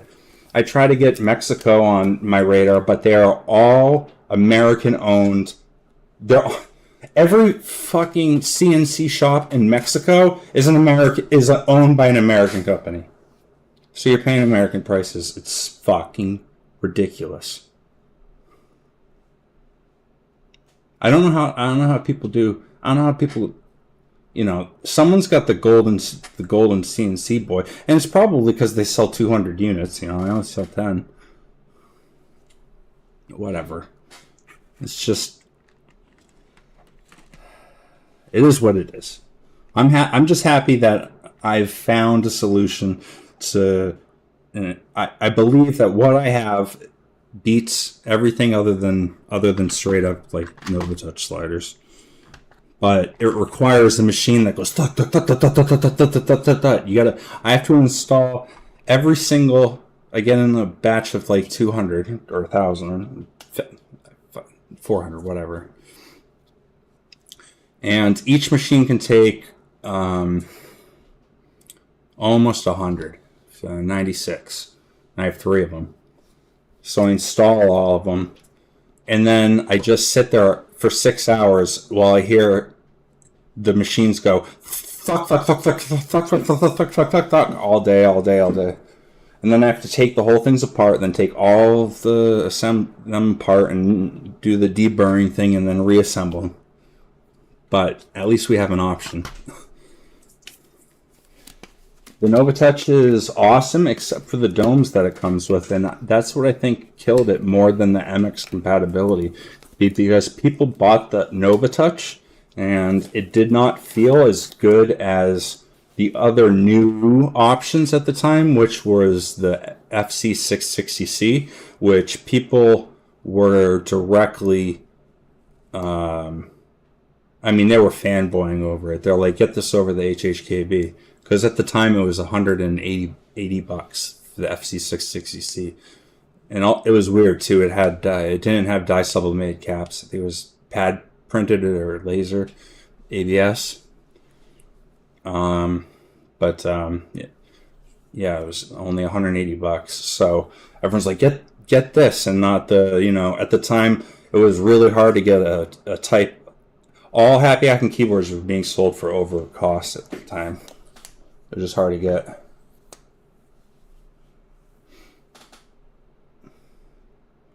There's no such thing as a blank FC660C. I'm very sorry. There are no... You'd have to swap out with MX sliders and like put blank EPBT keycaps on there. These lights are getting a little hot.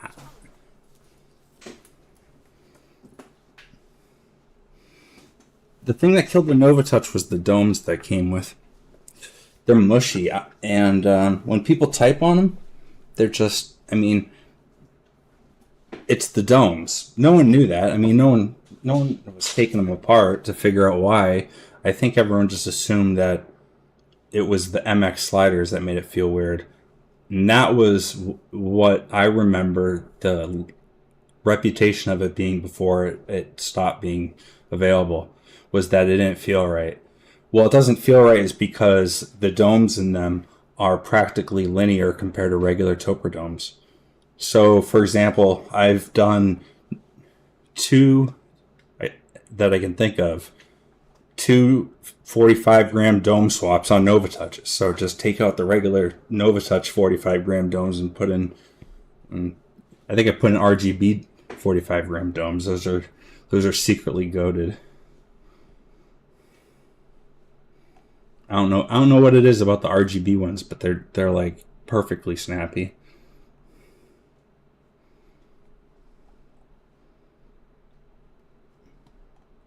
Okay.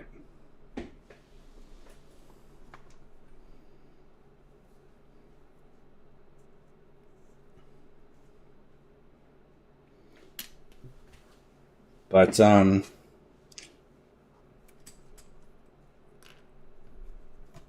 as you can see, my solution for MX compatibility is just use RGB parts because they're dirt cheap. So all RGB parts will go in there, and they feel perfect once you put a gasket in there. It's just like a film switch.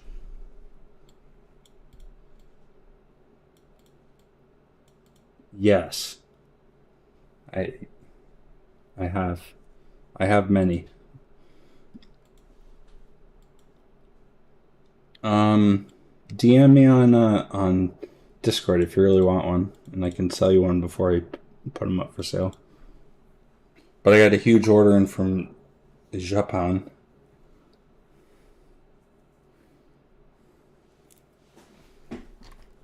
Right now the yen is like at an all-time low, so buying stuff is like, I don't know, it feels like stealing.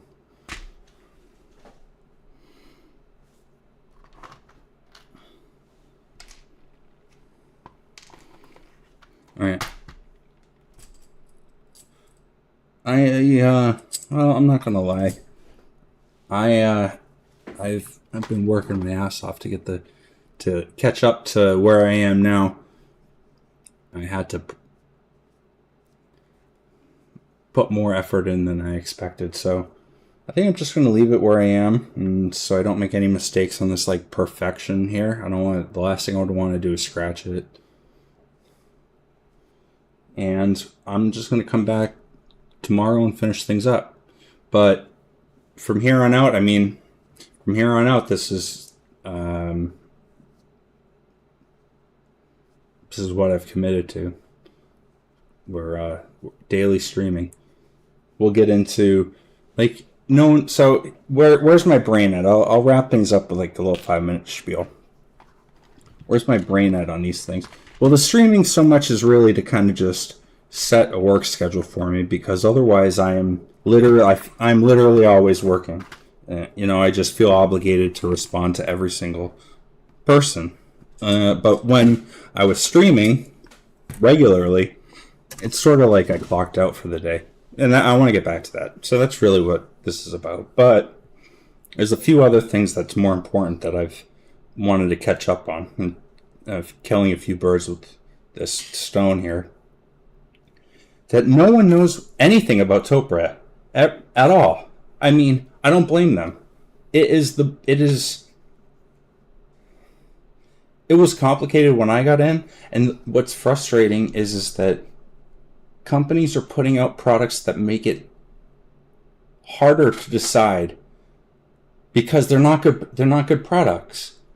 They're not good options.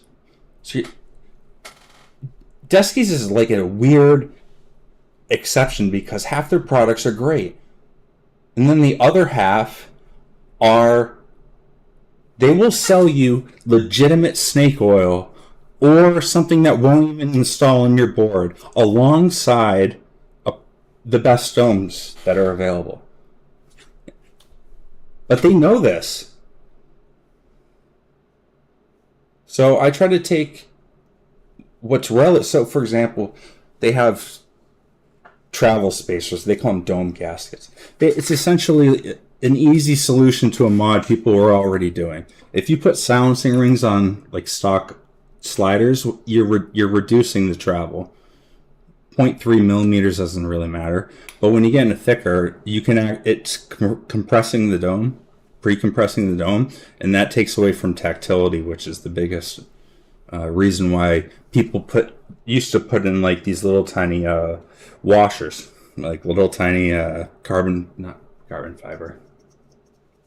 You know what I'm saying? They're like fiber washers. They were 0.3 millimeters. And it was kind of a tedious thing. But to create spacers in the shape of Topre housings is in silicone in the same thickness will achieve the same result. Desk Keys has an entire line of pour-on ones, which I was R&Ding with them for a long time, and I reported to them that the pour-on ones don't work at all. They completely compress under the assembly. They don't add any travel back because it's not just push, you're assembling it down. It's just like, I don't know what the compression rate on pour-on foam is, but it's got to be more than 50%. So it's like 80%. It feels like it's 80%. So they have a whole line of pour-on ones that don't work, but they'll sell them to you they used to sell them for $39 before I undercut them. And then they'll also sell you silicone ones, which actually work, which is what I told them that they had to do to switch to silicone. But they'll also sell you silicone ones that are so thick that if you try to use them, the screws will no longer engage with the plate. So if you buy the number 7 silicone gaskets trying to get 0.7 millimeters of travel back, you won't be able to install them, but they'll sell them to you. They released an entire line of volcano springs to eliminate spring crunch. Not only do they not eliminate spring crunch, that people have reported that they have actuation problems. And what I guessed what would happen is that the shape would change the actuation point because every Topre board is calibrated to a certain size conical spring and it's measuring the electrons that are passing between the two pads. But with their volcano springs, it's totally different shape. So my assumption is that it's going to register the actuation point at a different point because the spring is different, but it's worse than that. It doesn't eliminate spring crunch, which is like what you would do to oil them. It makes it way worse. And if you were to install them, you would have keys that don't work, but they will sell them to you for $45 and still claim that they eliminate spring crunch. I mean, I'd rip into them harder, but they also sell the best dome. I mean, I can't recommend any other domes other than like OG Topre domes. I don't know anyone else. I have no idea how I'm going to approach making domes that compete with Desk Keys. At least, I don't know. So, I mean, I'm not there yet. It's just a shame because they've been their prices were, it was $28 per pack of silencing rings until I started competing with them, and now they're $12, $10. $39 for the dome gaskets, now they're $18, and I give mine away for free. So I imagine it's the same thing with the domes. I imagine once someone comes out with domes or sliders that compete with them, their prices are just going to go. But until then, they just It's just not honest. It's just not honest, and it pisses me off. What's worse is that I want this hobby to succeed, right? I don't care if it's me or not. I want good products. And when it's like the worst, when a new product comes out and everyone's hyped about it and the possibility of it, and I am too hyped about it, and then I realize that it is the worst available option that has ever been made. So what is going on? Why is this cash grab going on by this MX guy who has nothing to do with EC? Why are they absolutely the worst? And why can't people be honest? It's still going on. It's still going on. People come to me and they say, I keep getting recommended so-and-so stabilizers, and I'm like, I saw your video. I'm like, yeah. It's like, yeah, people are trying to rob you, dude. And what's worse is that they will recommend people who share their values rather than people who sell the best for the cheapest amount. Makes no sense. So this community is totally back-assward. No one knows what's going on. I have daily conversations with people, which is what I do, just clarifying things, because in the end, if I'm bringing someone in the fray, or I make a sale, it's just what I do. So nowhere is any of this information like documented in videos or anything, and I don't really have time to go through and make single individual videos on each topic. So that's what the streaming is going to be about. I'm gonna incorporate my workday and my Topre answering questions all into one, like kind of like workday where I'm on stream, and it sets a schedule for me, but it benefits other people as well. And I really decided that's what I am going to focus on. So I put extra effort into my new streaming setup, and obviously, kind of had rough patches on my first day back in over a year, but they're gonna figure it out. I have been way behind and feel like I haven't slept in 2 days, but I always underestimate how difficult things really end up being. But I'm ready to just hit the ground running. So I'll be back tomorrow with this premium build, and I'm just going to show this off one last time for everyone who hasn't gotten a good look at it. I don't want to scratch it. This is it's a hypershift color. I'm not quite sure, and you can look at how mirror finish that is. Look at that. Let's see. Whoop. Whoop. Come on.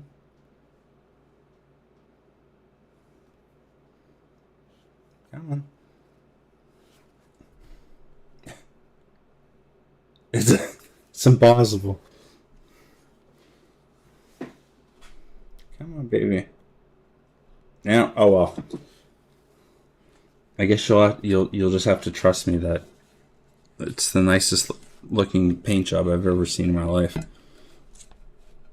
And that's why I'm going to leave it where it is now before I make any mistakes and scratch this thing.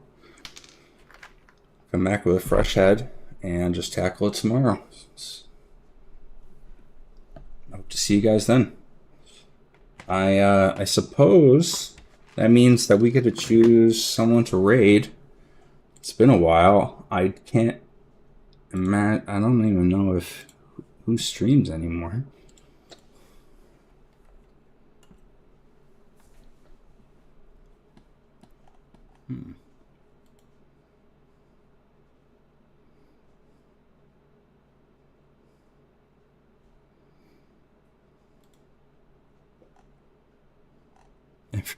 Everyone on sub 2 is offline.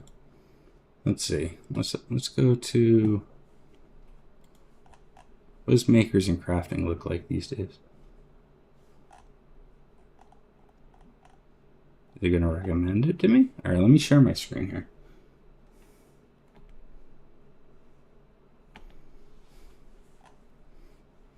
How do we get to where we want to go?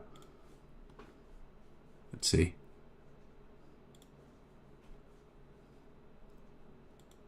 There we go. There we go. Is that a keyboard?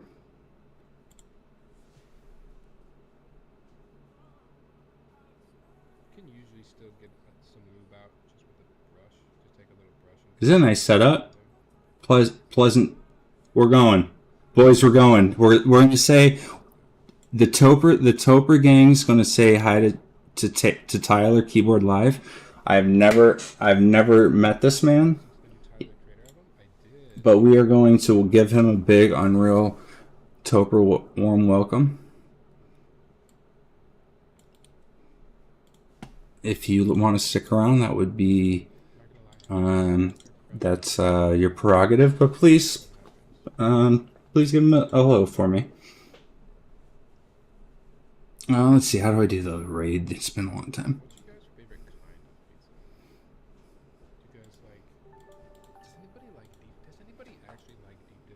Does anyone actually like deep dish pizza? I know everyone in Detroit just wanted to kill him. Start raid. Here we go. All right, say hi to him for me, everyone.